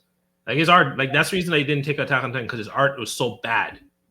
And yet, look at his show now. But yeah, sorry, go Perhaps on. that's why some of the giants look the way they do. Hmm. So yeah, I talked myself out of that, and I kid you not, the premise of what was going to be my comic book, or the idea that I had, was basically the TV show Heroes. The one where the women get all the powers. That one? Or are you talking No, about no, no. Supercell? I don't know if you remember. It came on. I think ended. Oh, when we're in like Yes, high school. Yeah, yeah, yeah, yeah. Yeah, I yes. remember. Yeah, I Save the remember. cheerleader. I didn't watch it, but I know of it. Yeah, yeah, go on. And then when I got in late years later, when I started doing personal training, I had an idea to do couples workouts, Hmm. and just the nature of working out in a gym. Hmm. There's a lot of sexual tension that can easily be created. So I was gonna incorporate that into the whole theme. Mm, I'm looking on IG, and I basically see my idea. hmm. Damn. So those were two times where I had ideas, talked myself out of it, and then later on saw what was essentially my idea being ran by other people. So yes, if don't let nothing stop you if you think you have a good idea.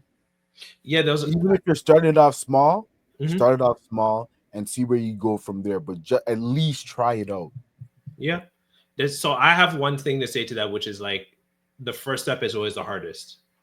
Once you take the first step, it gets easier after that. But the first step is the hardest. It's gonna look the ugliest because you don't know what the hell you're doing, but it gets easier after that. And there's a really good quote that both Himmel and Frieren said, which is, "I'm talking to the you right now. I'm not talking to you 10 years ago or 1,000 years ago. I'm talking to you right now, giving you this option to do this thing that you said was too late for you, to be in the moment." But yeah, I don't know, Jordan, if you had any thoughts on the idea of just like out rationalizing yourself out of things, and you know thinking it's too late to do something. Mm, And it's okay if you for don't. me, for me, I think in the beginning was more so education. Mm, I have two things to say. The first one was education, and then I think the other was I guess suffering as a path to achievement kind of thing. okay. So the education one was because I didn't start university until I was, I think, 21 or 22, and that's usually the age when you graduate, right? Right. You go from 18 to 22. Yep. And I was rationalizing. I almost talked myself out of not going, because I used to say, listen, I mean, why am I going to go? I'm 22. People that I went to high school with are probably done by now, Yep. so I see no point going.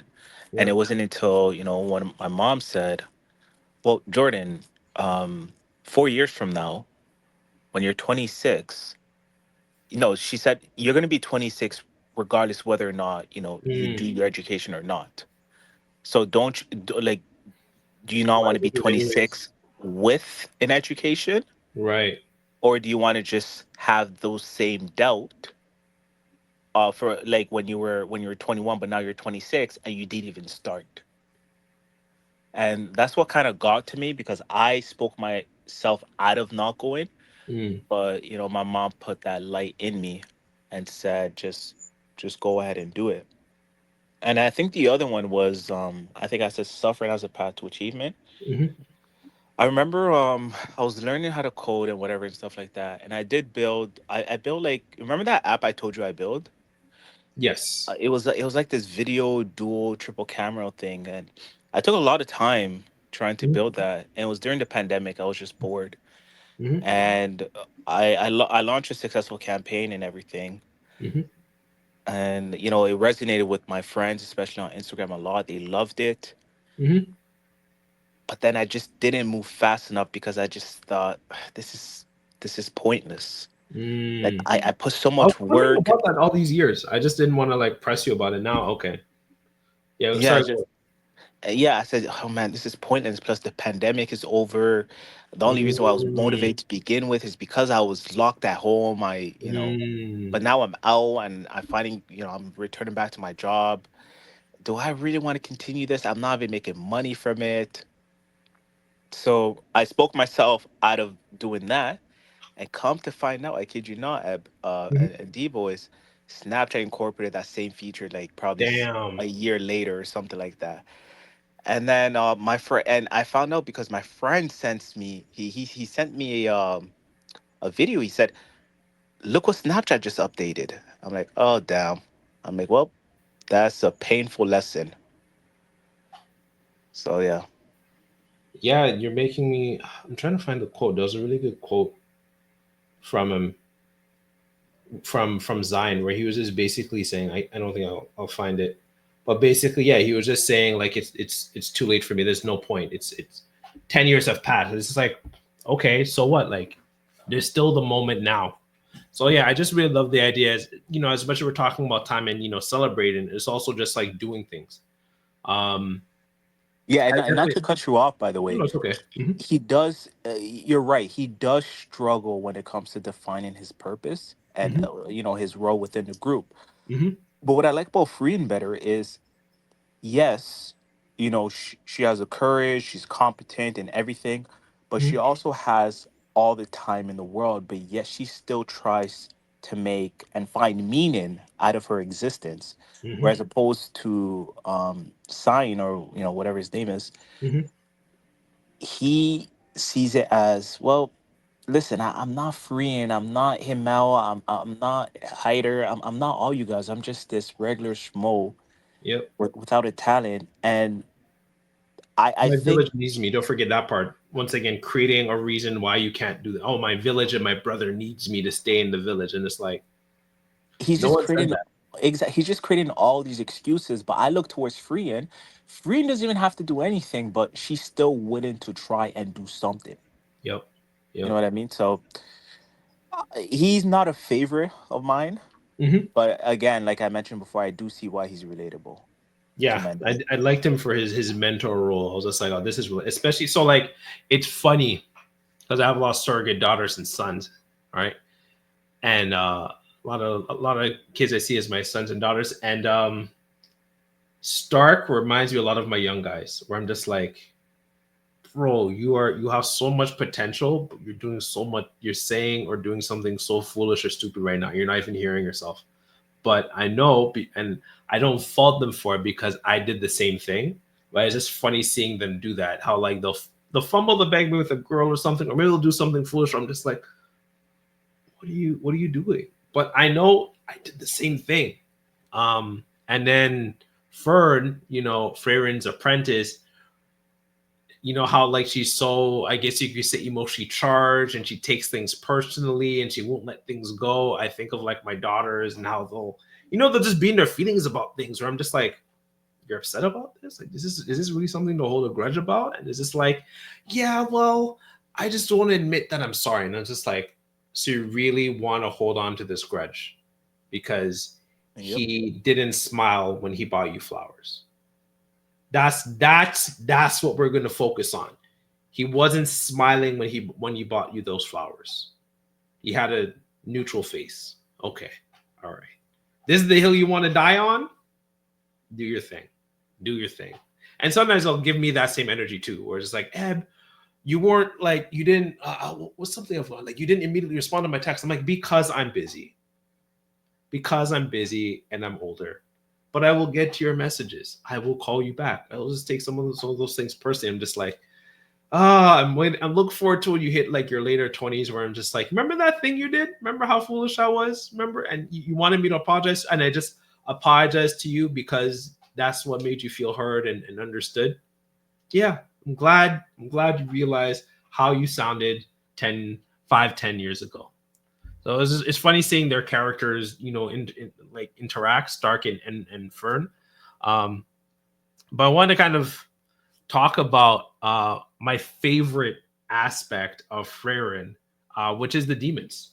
I love the demons. I don't know how you guys felt about the demons, but I love the idea that they're just like compassionless beings who just are only capable of speech but no sense of empathy, sympathy, or compassion. I just love that as like villains. I'm like, oh shoot, this is actually like a really cool theme. I wish we actually got to spend more time with the demons, other than the middle part of the show. Are you talking about the demons that were controlled by Aura? Was that her name? Or Aura was fantastic. Yeah. Qual, the guy who had like the Zaltrak, the That what's was it called? The controlling human killing blood? spell. Sorry. Wait, who was the one that was controlling blood?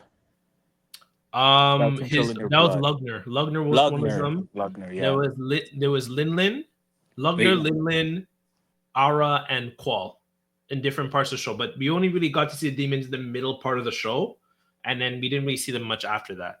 We only kind of heard about them. I you really love them. you, Sorry, go you on, know Jordan. okay, you know what I liked about them? I like how they're so calm and collected even Mhm. in the face of danger.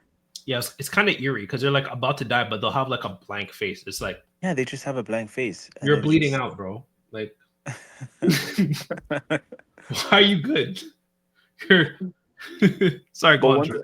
but one thing about me, and I think you probably know this already, Eb, is I like I like when a character is always calm and collected, especially in the face of danger. Fair enough. I think that speaks a lot of volume. I think that's probably why I liked the demon because they were all calm and collected. Mhm. I don't think any of them actually smiled and showed their teeth. Qual, the sorcerer one who had the magic killing, the human killing spell. He Oh yeah, smiled all the time though, but otherwise, yeah, yes, you're right. yeah. Yeah, I really love the aspect. I'm trying to find it. Trying to find so Flam, Freyren's mentor. I really love what she was saying about um the demons. I'm trying to find the quote. Where is it? Where is it? I don't think I'm going to be able to find it at the top of my head or immediately, but basically, Flam was just saying how demons are they evolve from monsters who used to scream for help, and they only use speech to take advantage of people and their compassion. They're not capable of compassion or empathy or other emotions like how we are. And so, Frieren, you need to fight on their level. I like that idea of, not trying to fight quote unquote honorably, which we see so much in anime, which there's nothing wrong with that. But sometimes it's not about fighting even, it's about getting the job done. So it's like, I know you're going to be a horrible mage by hiding your mana, but you need to do this to be able to fight on an equal footing with them, because the same way as they use the demons, use words to take advantage of people, you need to use your mana suppression to mislead them as well. I just love that concept of just, I guess you could say fighting fire with fire. I And completely forgot about that aspect. Well, I completely forgot about a lot of things in the period. now it's But yeah, coming. now that you bring it up, I remember that she was hiding her mana the whole time, and like when she exposed, everyone's like, "Oh, that's the ancient mage. Frieren the That was Slayer. the Yep. demo." What was that baddest line? Aura, please kill yourself or go kill yourself. That was bad. That Yeah. was a I was like, bad. yep. That I was like, was ooh. nice. Yeah. And she just, and I loved, honestly, I love that whole arc. It's probably my favorite arc. I would say that arc, with all, fighting the demons, and then the arc with Sign. Sorry, I would say those are my two favorite arcs. I like the idea of just like doing what you need to do for you. So like for me, the way I see the demons is like, not to say like everyone there's such thing as demonic energy in this world that we live in. There's such thing as evil, but I say this in the sense of human beings are much more complex. They're much more of a duality. They're not just so black and white. And I like the idea that there's always going to be, just the same as yes, the hero party defeated a demon lord. There's still demons still roaming the world that they are in the show, and there's always going to, and to mirror for us, there's always going to be bad people in this world. And my thing is, rather than trying to stop people from being bad, my stance on life is I rather arm the people I love and care about to be able to fight and protect for themselves, That part. right? I love that. Um, Yeah. where I would like, so to give a great example, where I was working before, one of the young guys, he was in a situationship. So one of the young guys that I was working with, I was his worker. He was in a situationship with another girl, another young woman. Um, they're both like in they're like 18, 19, and they're in a situationship. Most guys want to be in a situationship for the most part, especially when you're young. And I remember, she wanted to be in a relationship with him. And one of my things was, so first, I remember, because it's pretty much, I'm the only like male frontline worker there. And so I was being asked by some of my black female colleagues to like pitbull. I think, do you guys, but Deb, I know what pitbulling is, right? And Jordan, do you know what pitbulling is? Yes, sir. Sikkim. Yep. Do you know what it is, Jordan? No, I don't know what that is. I'll give you a perfect example. Wait until I tell my older brother he's gonna come and kick your ass. I know you heard that one. Yep. Yep. So you send the man, typically the backman, to go and quote unquote defend your honor, right? You tell him, go do that thing for the gynocracy, for us, right? Because we want you to, and whatever we tell you to do is the right thing to do, right? So I was basically like professionally pitbulled, asked to pitbull, to go talk with this young, and he's born in Nigeria. The reason I work with him, because I'm half Nigerian. So, we have that sense of understanding. But for him, how he sees me, I'm an outsider. Like, he was born in Nigeria, I was born here. And on top of that, I'm half Trinity. So I'm seen as more as a quote unquote Westerner / outsider. So I thought to myself, like, if I go and basically finger wag and try to shame him for being in a situationship with her, he's not going to receive me or feel safe with me, because he's going to feel like, oh, as long like I'm only good with Eb as long as I'm not accepting the other women and girls in this space. And so I knew that on that level, that'd be problematic. The other level is, this is a two-way street, this situationship. As much as he wanted a situationship, she agreed to it, right? And so my thing is, so at first I told them, no, I'm not going to do that. I'm not going to pitbull for you. And then I later explained to them, um, um, without saying you, but the experience that you had, Jordan, when we traveled, I gave the example of, like, there's always going to be bad people. There's always going to be people who are manipulative or whatever. So if we take out this young man for being in a situationship with her, it's just going to be another guy. So what are we doing to arm her to avoid these pitfalls and situations where she's willing to accept whatever scraps a guy's going to give her? What are we doing to arm her so she sees value in herself, and that she's working towards being a married woman with her own family one day? What are we doing to prep her for that? And of which, after when I explained that to them, they agreed with me. But the initial thing was just like, oh, we need to protect her. It's like, no, no, she's a grown woman. She can make a choice for herself, right? Isn't that what the whole concept of feminism here in this Western context was about? Women being able to have a choice. She made the choice. So what are we doing to help her, to arm her so she can make better choices for herself? There's always going to be misandry, anti-black misandry, hatred of men and black men. So what are we doing to arm men and boys to be able to advocate for? I'm going to do the work I need to do in terms of policy making and community work. But at the end of the day, like a lot of the things I talk about with my young guys is that you guys need to be able to advocate and articulate for yourselves. I'm not always going to be around. I'm not always going to be in the room with you. So you need to have the wherewithal to express yourself in the ways that you need to say what your needs are, because no one else will. And there's always going to be bad people who are going to try and take advantage of you. Unfortunately, that's the world that we live in. So similar to what Flam was telling Frieren, you need to do these things. As much as you may not like it, as much as it may seem like wrong, you need to be able to defend yourself against these quote unquote demons. I don't know what you guys think about that, but that's how my stance is. There's always going to be bad, but how are we arming ourselves how are we arming ourselves against the evil?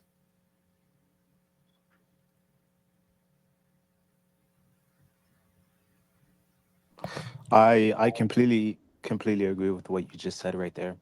This is why if you want to take away someone's power, what they used to do back in the day is devoid them of any books. Make sure that they don't, they don't understand words, they don't understand how to use it.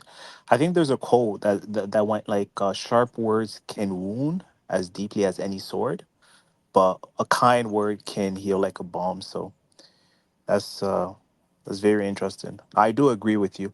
And I think what man should do especially Mm-hmm.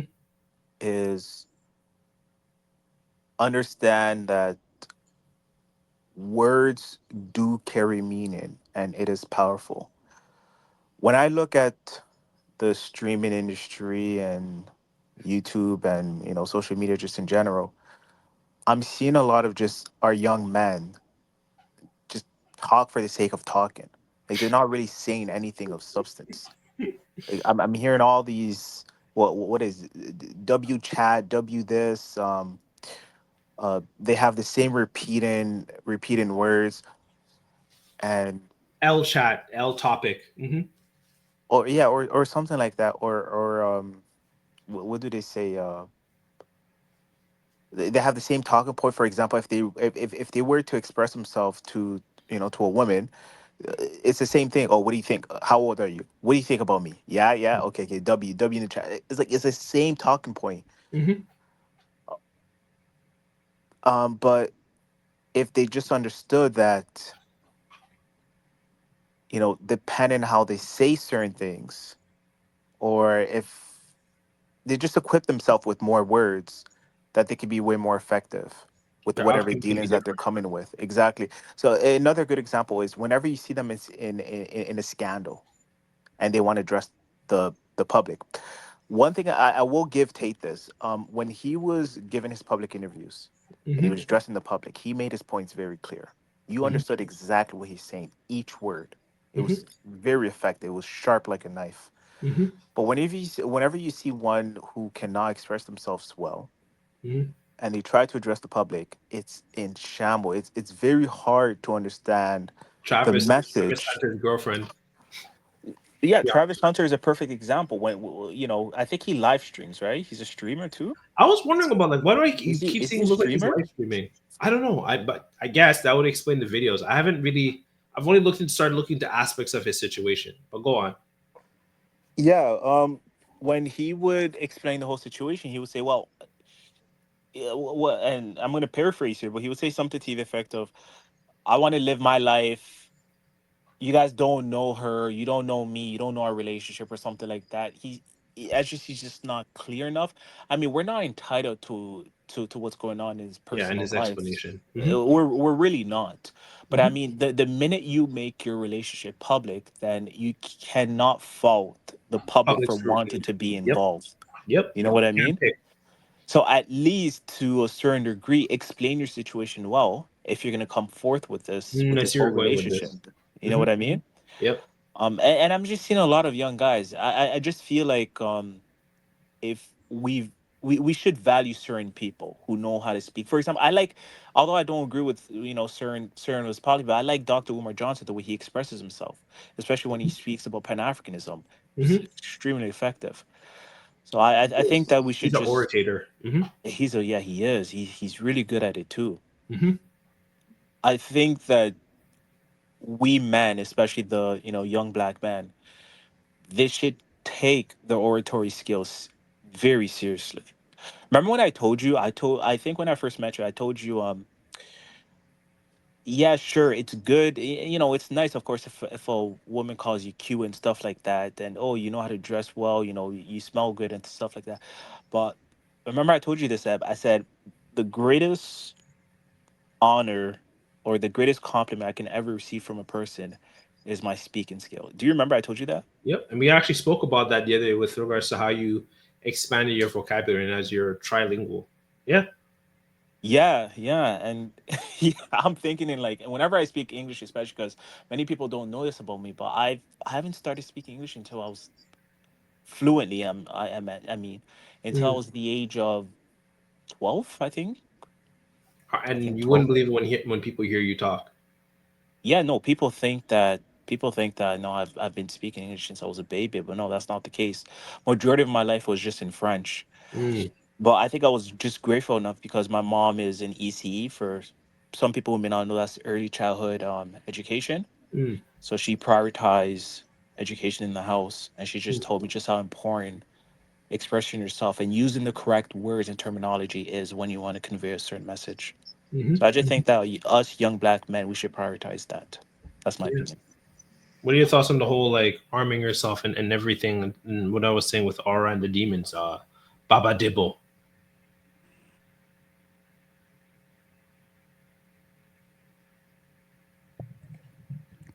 Again, apologies. It's all good. I remember little of the demons.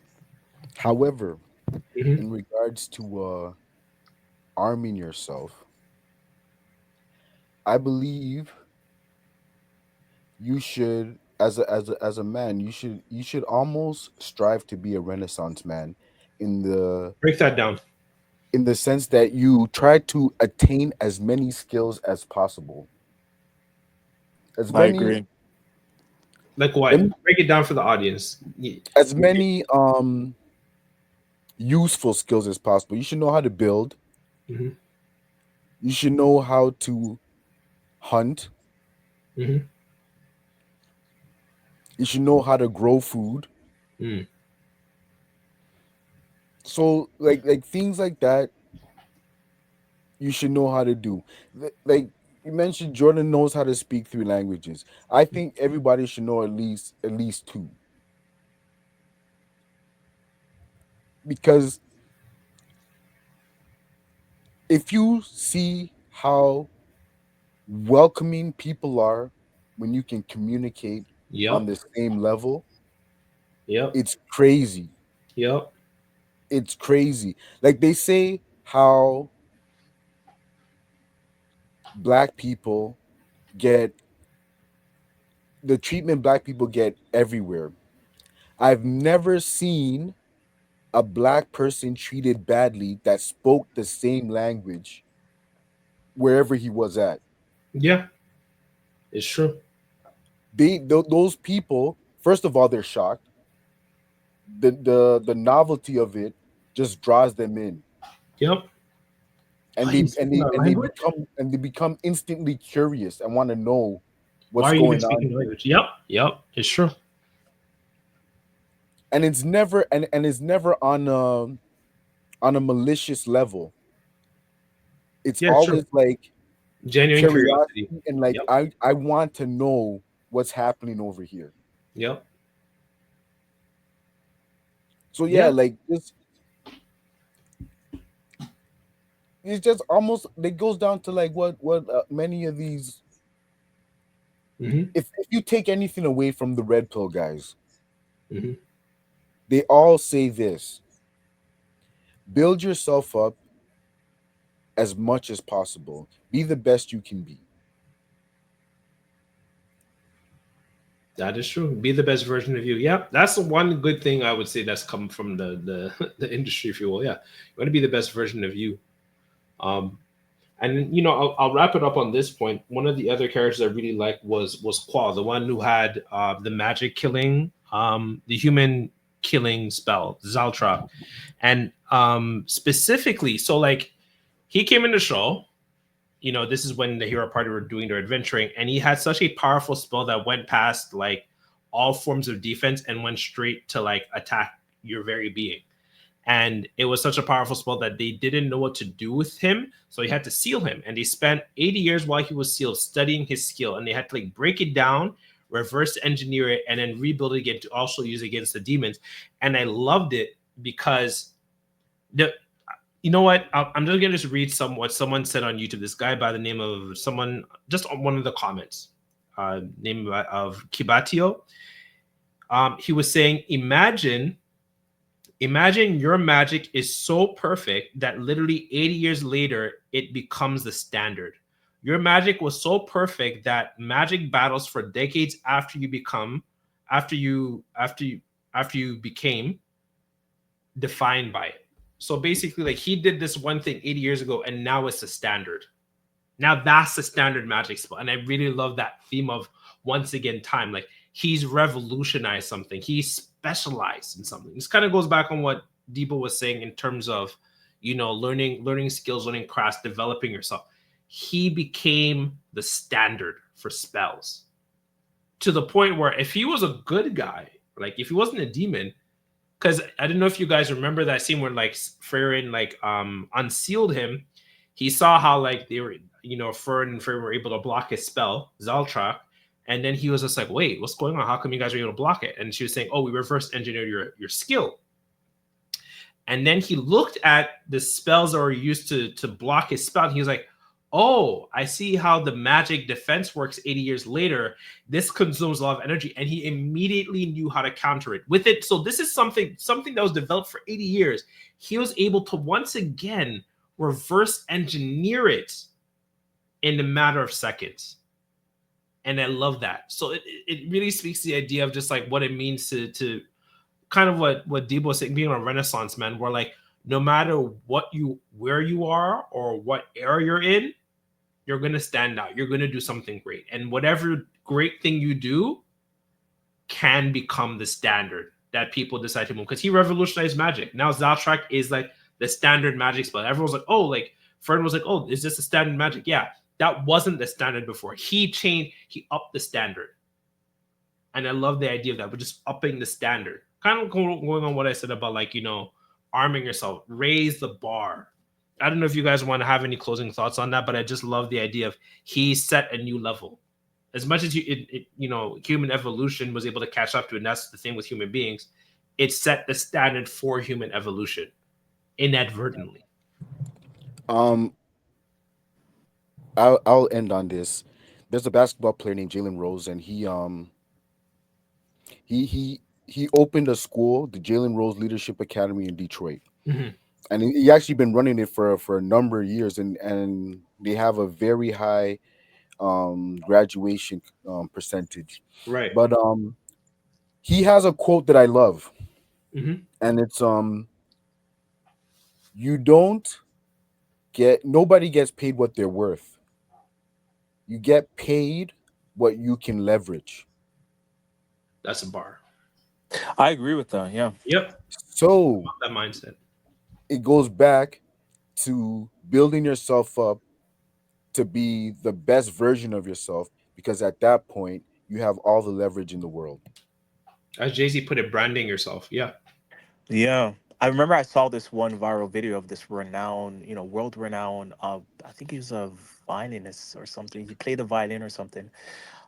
This person sells out crowd by the numbers, but then they went to, I think it was New York subway station, like in New York, like the subway Mhm. station in New York, and no one knew who he was, and he played there, and people were just giving him change or whatever.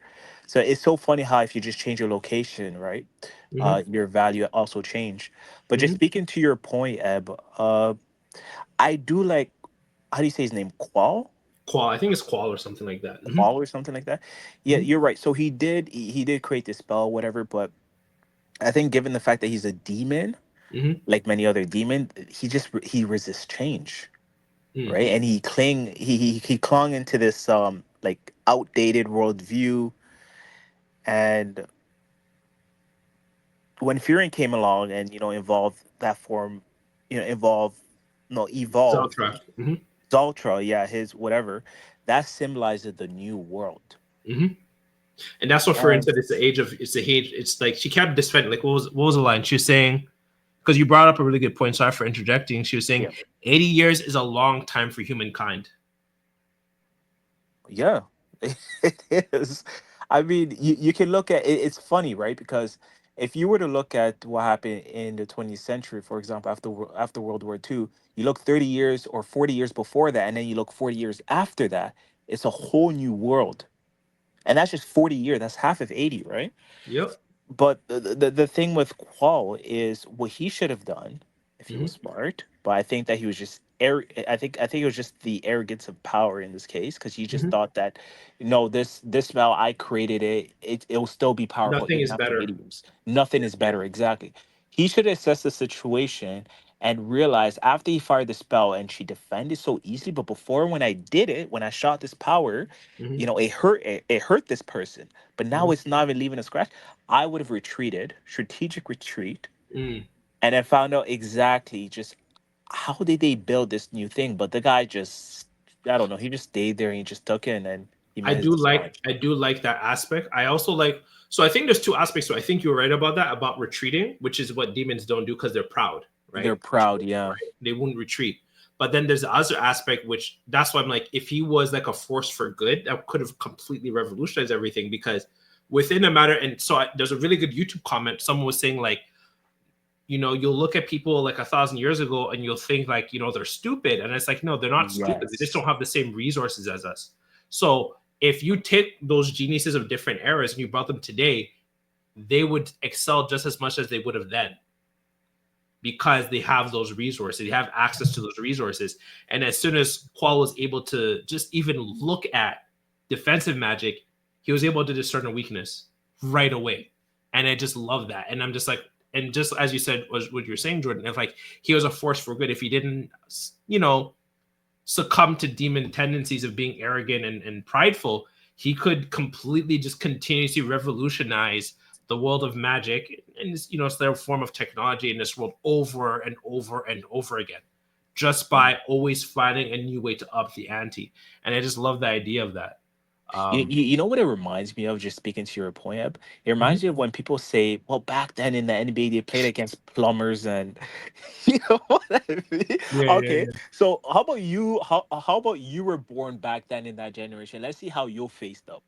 You know what I mean? It's just the Yep. tech just wasn't there. But you're right. If those same people, let's take for example, I don't know, they even made this argument that if Michael Jordan was now in our generation, he'll just be like an average player or something like that. They said DeMar DeRozan. Yeah, I'm just like, oh my gosh, these guys are crazy. You have to understand the tech they had at the time. You have to understand, the rules weren't just really defined. You didn't have a lot of space in.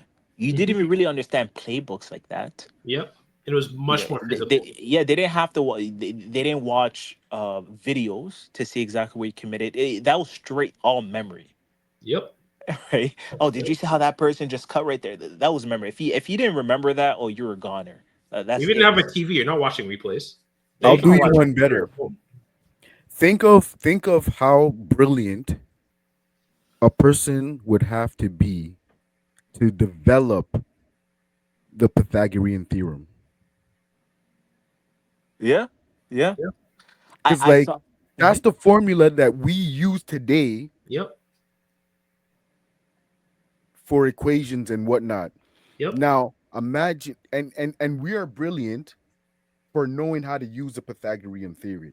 The Now level is right. imagine how brilliant you have to be to even conceive it. Yep.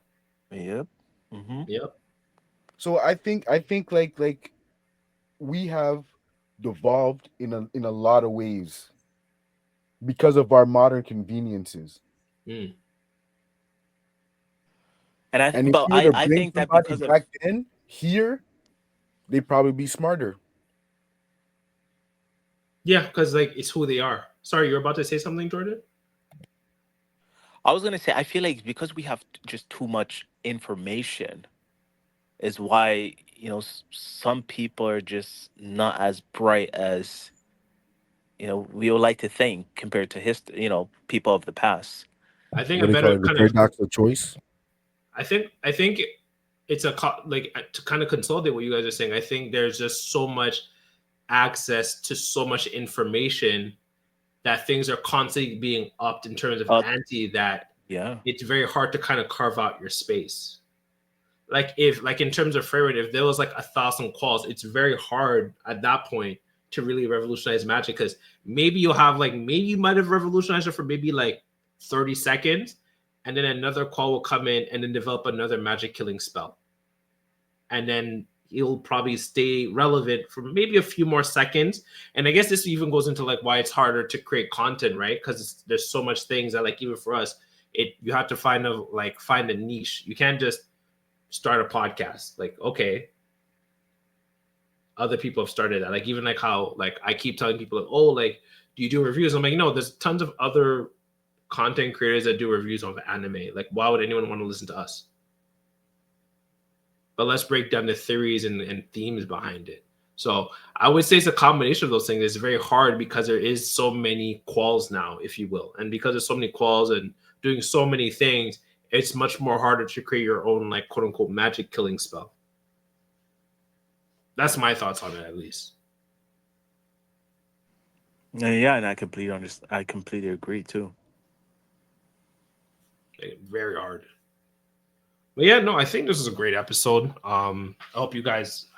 I know what you guys felt about it. I enjoyed Frieren. I would say in terms of like kind of like that slice of life, slow pace stuff. I would say I enjoyed Vinland Saga. What's the other one? Spy Family, and there's another anime I was trying to think of. But I enjoyed those more. But I still enjoyed Frieren for what it was and what it is. Um, I would say with the temp.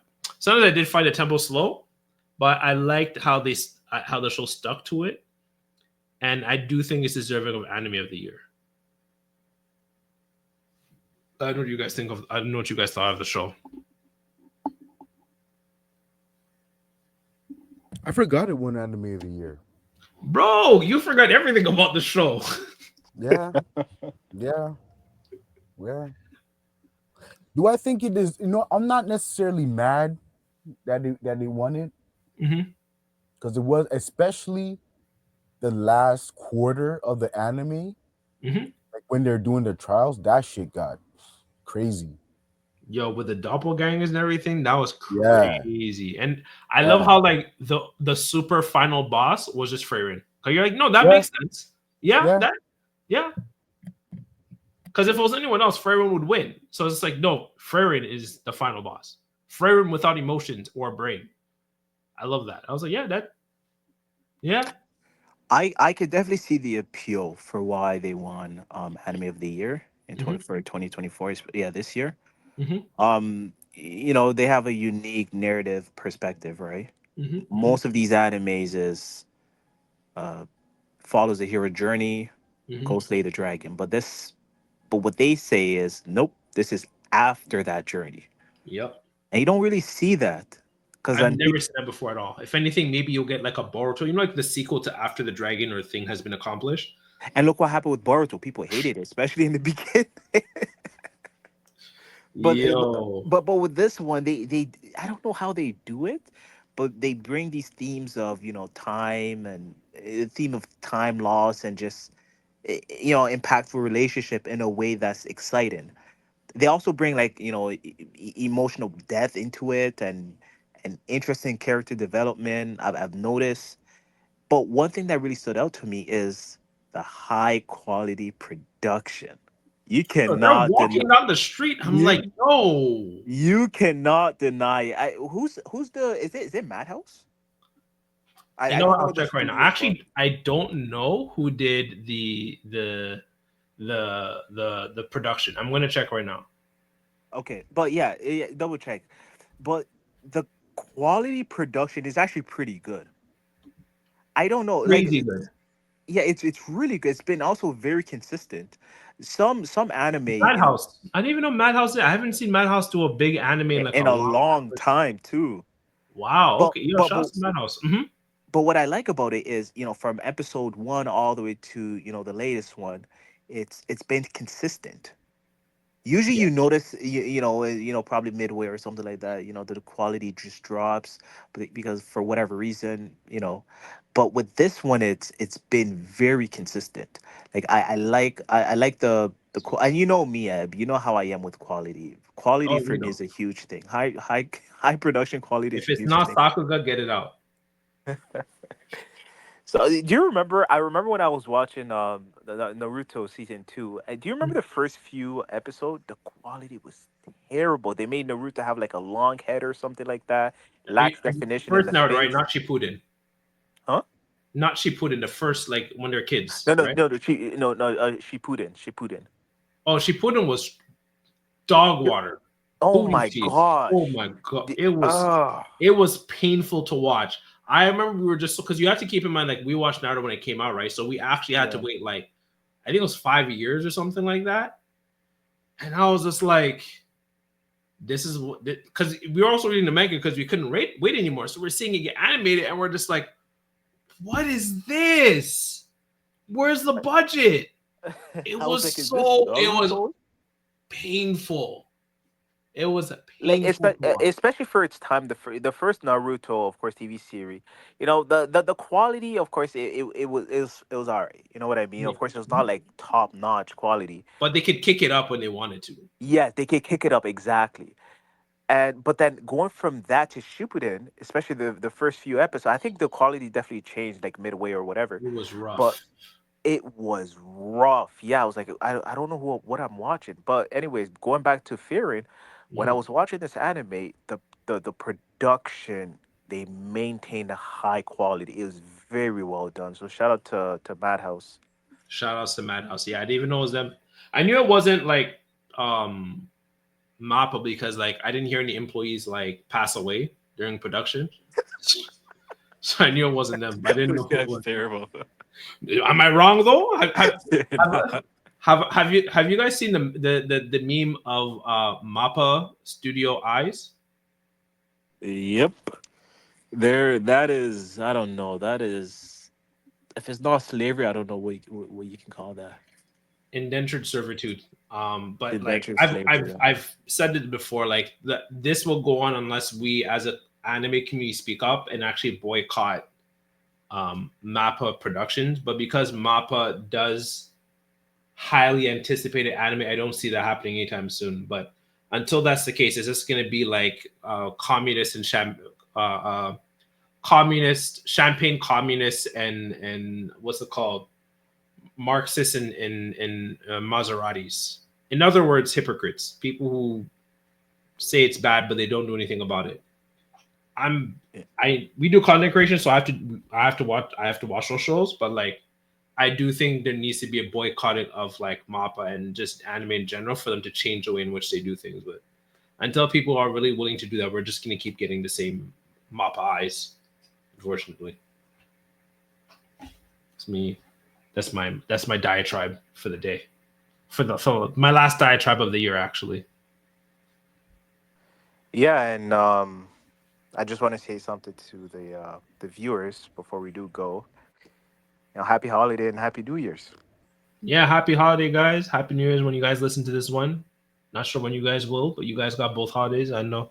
Do you want to know if you want to wish anyone or wish people some happy holidays too? Merry Festivus for the rest of us. This guy is just you're just different, bro. You're just different. I appreciate you. I appreciate you for who you are, Devo. And I'm glad we actually met. I don't know if I know I say this all the time, but I'm genuinely glad that we met. Ditto. Damn. Appreciate that, bro. All right, guys. Enjoy the episode. Feel free to get your feedback. Give us a review on the platforms that you're on. I've seen how like people are giving us some reviews on Spotify. Give the reviews if you guys are enjoying the content. And we have some stuff coming up when it comes to Black Panther, My Hero Academia, and I'm going to be having 2 different guests coming on for One Piece because it's a daunting task to catch up in all of One Piece. There's some masculine themes I think that can be definitely covered in Oda's, what's the term? That's the Latin term for like your life's work. Do you know what it is, Jordan? I forgot what it is. For which word? Like there's like I feel like there's a Latin word for like your greatest production. I forgot what it's called. I'm trying to. Opus. There we go. Your Oda's magnum opus. Debo, man, I appreciate you. Your Oda's magnum opus, which is One Piece. So yeah, you guys can look forward to that. Heading into New Year, and happy holidays, guys. We're out. Deuces. Peace. Peace.